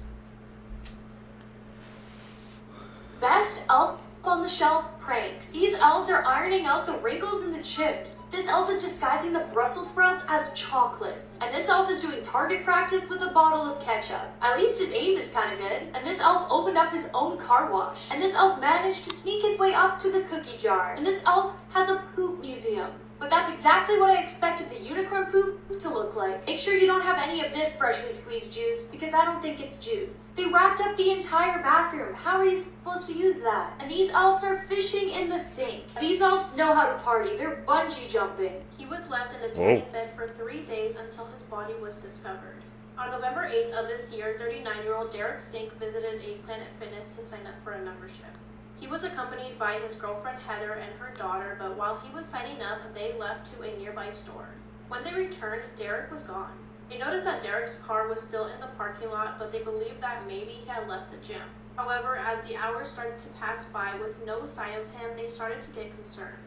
Derek's family finally reported him missing on November 10th. The next morning, Derek's probation officer had visited the gym, which was his last known location. He made a shocking discovery when they found his body inside of the tanning bed, and it was believed that he was there for 3 days. This discovery was made when a worker noticed a bad odor coming from the tanning area. As the investigation began, Derek was wearing an ankle monitor, and it revealed that he had never left the gym. Family members revealed that Derek struggled with addiction, and once his body was found, they found a needle in the tanning room with him. My biggest question is how the workers did not notice that his body was there for 3 days in that tanning bed. It really does not make sense. Staying away from Planet Fitness, bro. They can't even check on if he can tan him in 3 days. What else are they doing to that equipment, man, that they're not checking out properly? 3 days, come on now. Staying out of that tanning room. That's a no for me. These are the worst Christmas gifts of all time. Up first, we have this savage grandma. She sent her daughter a gift card, but it said, maybe next year you'll make us proud. Ouch. And here's another grandma who put almost no effort into the gift. She sent her granddaughter a used notebook with scribbles inside. Next, this guy asked his dad for a GPS for the new car he bought that year. But instead, his dad gifted him a map. And this girl received a creepy porcelain doll from her grandma. And she's been terrified of it ever since and believes it's haunted. Which I think it is. Do you guys remember the 2 girls who recorded their murder before their bodies were found near a wooded area? Trying to identify the suspect in this photo and this voice. On February 2017, 13-year-old Abby Williams and 14-year-old Liberty German were walking along Delphi Historic Trails, Indiana, when they snapped these photos right before they went missing that evening. Police suspected that the man in this photo was involved in their disappearance and murder, but they didn't know who this man was. The girls' bodies were found the next day very close to where they took those photos, and police received multiple tips that the man in the recording and photo on Liberty's phone was 50-year-old Richard Allen. Richard was arrested and charged, but he pleaded not guilty and kept his innocence. But recently, on April 3rd of this year, Richard called his wife Kathy and confessed to murdering both Abby and Liberty. Investigators believe that Richard forced the girls down a hill and took their life with a .40 caliber. Let's talk about what happened to Jacob Finally admitted to his killer is still out there. Jacob was born on July 1st, 1986 to his mother Brenda and to his father Gene in Texas. He had an older brother named Eric, and Eric was so excited about having a new baby brother. This is something that he really wanted for a long time, and the day that Jacob was born was just like the best day ever for everyone. Now their father Gene wasn't really in the picture. He was actually having an emotional affair with another woman, and when Brenda found out about that, she decided to leave him. She grabbed the two kids, she packed everything up, and they all moved to Socorro, New Mexico. Now, the reason they moved there is because that's where Brenda's family was, so she figured that they would be able to help watch the children while she went to work and, help provide for the family. Now, during this time, Brenda started to grow closer to an old family friend. Now, Eric asked that we do not use this man's name, so for the sake of the video, I'm just going to refer to him as Nick. Nick and Brenda pretty much grew up together. His sister actually married Brenda's brother, and his aunt was Eric's godmother. So in a way, they all had some type of connection, and when Nick entered their life, Eric was very happy about this. Nick was very kind to him. He would watch movies with Eric, he would take care of baby Jacob, and Eric just felt like this was the father figure that he had been looking for. He was just very charismatic, and in December of 1986, Brenda and Nick decided to move in together with the two children. Unfortunately, soon after Nick entered their lives, baby Jacob started to receive unexplained injuries. The first incident that happened is when Brenda noticed that Jacob had a skinned ear. So she took him to the doctor, and as they were trying to figure out what happened, Nick came over to Brenda and said that Eric was responsible for this injury. He said that Eric had picked up Jacob from his crib and then dropped him to the floor. That the reason he had done this is because Eric was jealous of his new baby brother. So Brenda goes over to Eric, she asked him about this, and she was able to get Eric to admit that yes, he did this. Now keep in mind that at this time, Jacob is only 6 to 7 months old, and Eric is 6 years old. So for a 6-year-old to reach over to a crib, pick up a baby, and then drop him to the ground, it just kind of seemed odd. But this is what Nick was telling Brenda. He was telling her that he had seen Eric be jealous before, and that this wasn't the first time that Eric had injured baby Jacob. The second injury occurred 2 to 3 weeks later. This is when the kid's grandmother, Merlinda, was taking care of baby Jacob and noticed a lump on his head. Took him to the doctor, and they told her that this injury came from a blow to the head and that Jacob had a hematoma, and that his injury needed to be drained and lanced immediately. This is a huge injury. This isn't something that's caused by just like playing around or getting a thump on the head. Once again, Nick blamed Eric for this injury, and he told Brenda that he saw Eric kick baby Jacob in the head. Eric says that he has no memory of actually kicking baby Jacob, but he just feels like that would not be possible. He was only 6 years old, so how could a kick from a 6-year-old cause such a big injury? Again, no one saw Eric kick baby Jacob. The only person that saw this was Nick. And at this point, he had been blaming Eric for all of these unexplained injuries that baby Jacob had. So after all of this happened, Brenda decided to send Eric to go live in California with his father. However, even with Eric out of the picture, the injuries to baby Jacob did not stop. Okay, more in part 2. Things you've never seen before. NASCAR cars can actually go this fast. Here's a video x-ray of a dog devouring its food. And this is what the inside of a violin looks like. It looks like a 1-bedroom apartment in New York. Believe it or not, but right now you're looking at 1 million colors. In this picture, the color of each pixel is slightly different. This picture hasn't been photoshopped in any way. It's actually just the darkest material in the world. Before I tell you what it's called, I just found a way to make a bunch of new friends by live streaming with 0 requirements. So if you want to try live streaming, just press right here. Known as Vanna Black, this substance absorbs nearly all the light that strikes it. And when it's painted on a 3D object, it makes it look completely fake because of how dark it is. Let's talk about the disappearance of 6-year-old Katie Jacobs and how this doll and a necklace helped solve her case. Katie had gone to the Potomac Mills Mall in Virginia with her family. At one point, she had gone off with her Aunt Susan and her cousin Jeremy to go play in the arcade. However, her Aunt Susan said that she needed to go and grab a lighter for her husband because his birthday was just around the corner, so she left Katie and Jeremy alone. Jeremy says that he was playing a video game while Katie was standing next to him and that she actually wanted to leave to go get some ice cream. So he finished up his game, and when he looked back to where Katie was standing, she was gone. He went to go tell his parents, and his mom called the police and reported her niece as missing. The police and the FBI arrived at the scene and immediately put the mall on lockdown. They began handing out flyers with Katie's face on them and were asking the crowd if anyone had seen her. However, no one in the mall had seen Katie. Now, a week earlier, a young girl named Jessica Davis had been abducted from a mall and found dead 3 days later. The FBI was worried that this might be the same offender, so they began to look through the surveillance footage at the mall to see if they could retrace Katie's last steps. They spot her leaving the arcade, and you can see her looking over at someone that's standing next to her, possibly walking alongside her, but they can't make out who this person is. And 7 seconds later, Katie disappears. There's no other footage of Katie leaving the mall, so they believe that she and her abductor are still inside. A canine dog tracks Katie's scent and leads police to a trash can. Inside the trash can, they found Katie's necklace. The clasp was broken, and it appeared as if someone had ripped this necklace from Katie's neck. With this information, the FBI no longer believes that Katie's abduction is related to Jessica Davis. This seems personal, and whoever ripped the necklace from Katie's neck did it with rage. Since they now believe that this is a family abduction, FBI agent Reed and Morgan head over to Katie's house to see if they can find any clues. There, they find this doll in Katie's room. They believe that this doll represents how Katie feels. She feels dirty and ugly. And Agent Reed and Morgan believe they know why. So back at the mall, FBI agents ask Katie's mom how she got this necklace. And she says that Katie just found it at school one day. Now, this necklace was very expensive, so there's no way that Katie just randomly found this at school. So why did she lie to her mom about it? This is when the FBI begins to get suspicious of Katie's family, so they interrogate Katie's Aunt Susan and her Uncle Richard separately. During his interrogation, Uncle Richard actually reveals that he hasn't smoked in over a month.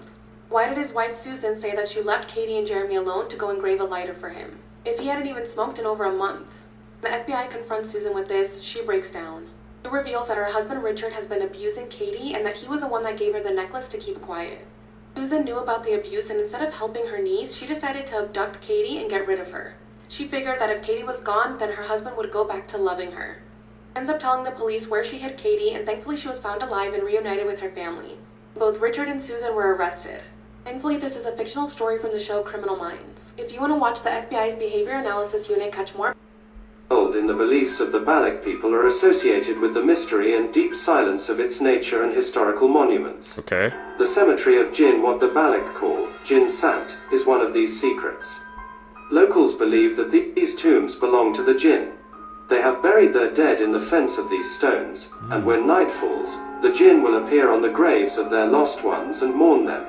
They say that whoever goes to this graveyard at night will be cursed by the Jinn and will surely die with a severe punishment after a few days. Why is this cemetery known as the Cemetery of Jinn at all? The main reason is the tombstones of this cemetery. The tombstones planted in this cemetery are in such a way that they bear no resemblance to the tombstones of a human being.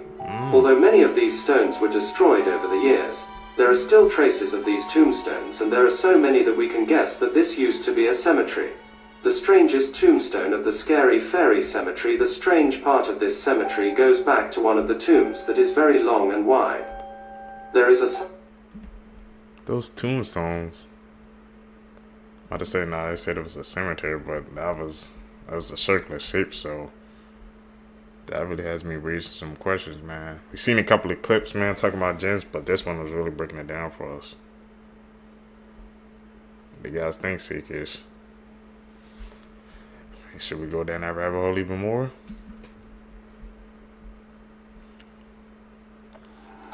Ahriman created the desert spirit demons known as Da'avas to serve as direct opposites to the celestial angels known as the Holy Immortals or Amashus Bentus. For example, the demon Druj, who represents falsehood, was created to be the polar opposite of Ashur-Vahishta, the archangel of truth and righteousness. Several of the Da'avas were once sacred Hindu deities who were brought to Persia and transformed into evil spirits. In fact, the term Da'ava or Deva originated in India as a name that meant shining ones, and it was applied to both gods and demigods. The Da'avas are not necessarily eternal, but they have been around for a long time, spreading disease and misery all over the world. They are also keen on leading mankind astray by encouraging people to worship them, rather than pray to a creator god. The Da'avas are supposed to be kept at bay by living a clean and decent life, and enjoying the blessings of creation.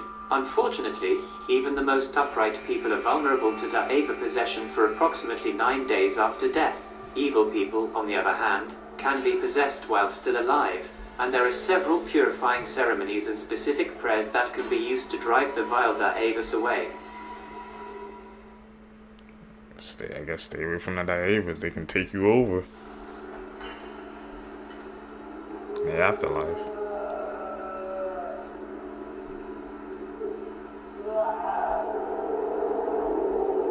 There's definitely somebody's grunting, bro.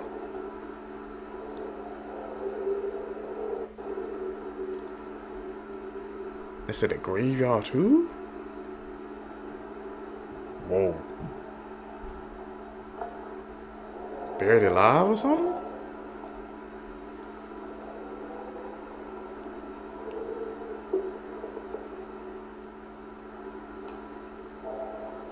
Coming from hell.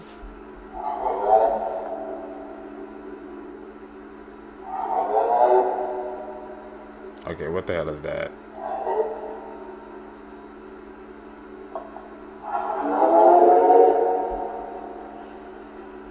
You hear echo in the voice now.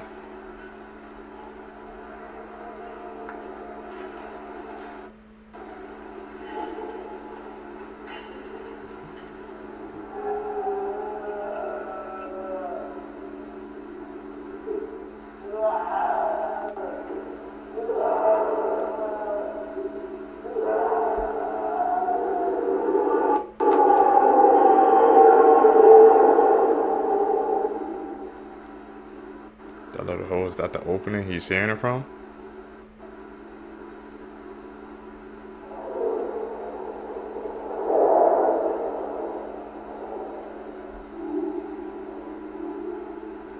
Is he like digging? You see the dirt on his hand, he was definitely digging something.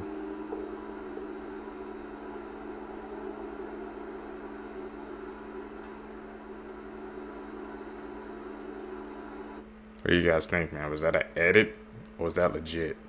You guys want to know why I'm low-key afraid of Dua Lipa now? So there's actually this Iranian folktale that my dad told me about when she first popped off. It's about this long-legged man named Dua Lipa, which basically translates to long-legged person. So the story goes that Dua Lipa wanted to cross this large river, and so he asks this water troll to help him across. So after some persuading, the troll reluctantly agrees to help Dua Lipa cross the river, and he asks him to hop on his back. But as they're crossing the river, the water depth increases, and the troll asks Dua Lipa to loosen up his legs so that he can catch his breath. But Dua Lipa refuses, and they both end up drowning. And apparently, the moral of the story is to not let someone you don't know control your life. I don't know if the Dua Lipa we know and love knows this story, but I think about it every time I hear one of her songs or I see her perform. And as amazing as she is, the Persian fable got me. Who is Rostam? Hey man, what she was saying, how her name Dua Lipa was based off that story.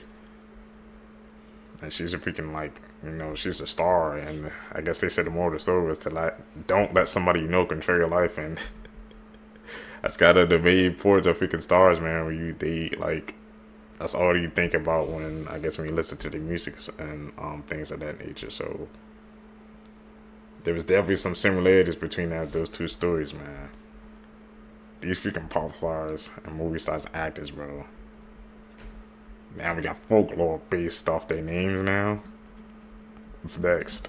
Rostam is a legendary Persian hero known for his great size and strength. He wore a panther skin, wielded a club, and is known for his 7 labors, prompting many to compare him to the Greek hero Hercules.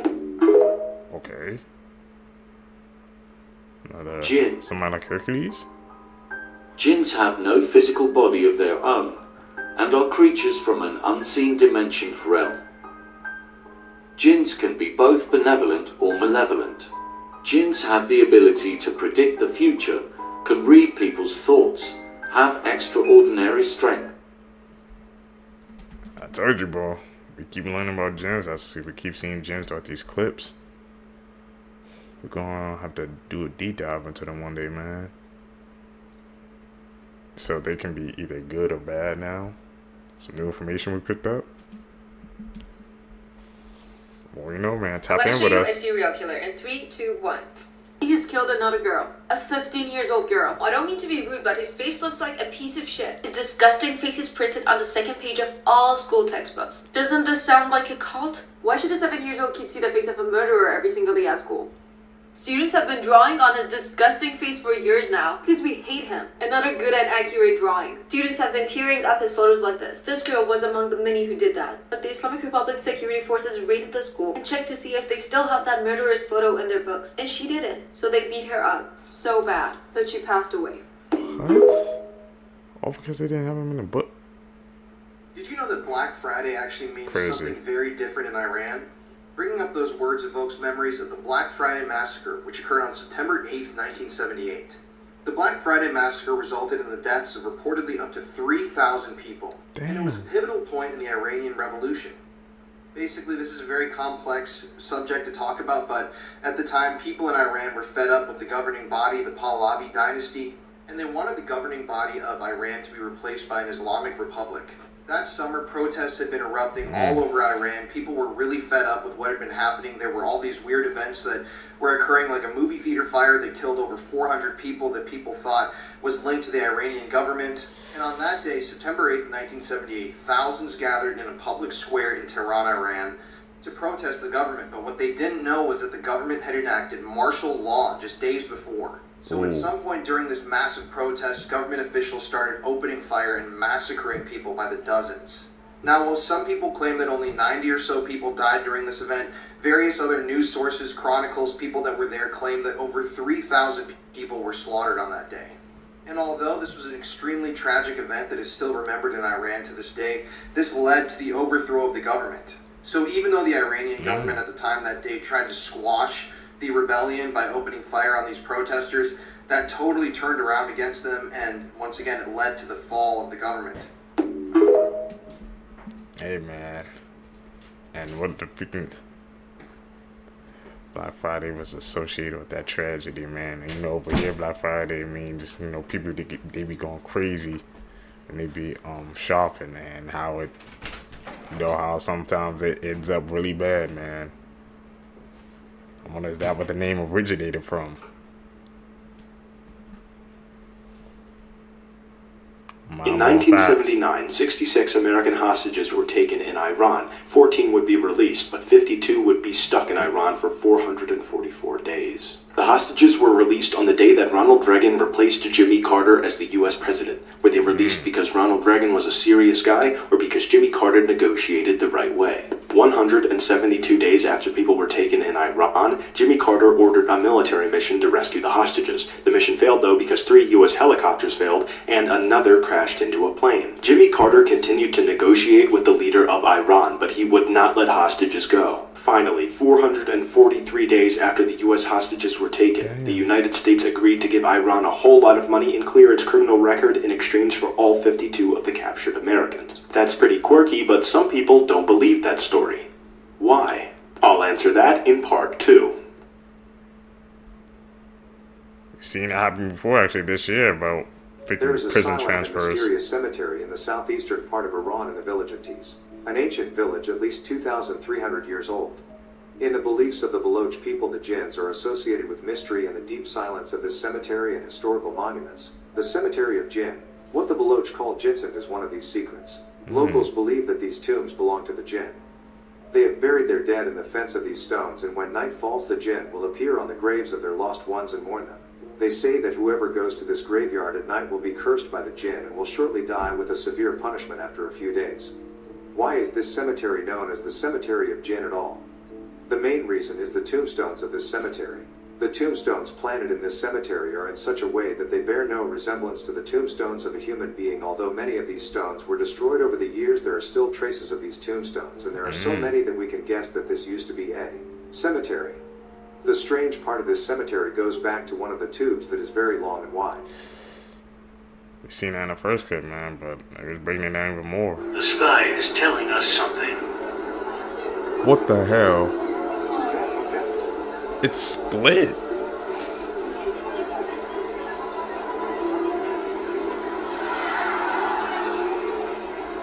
That's a weird ass phenomenon, Seekers. The sky was literally, the clouds was literally like split.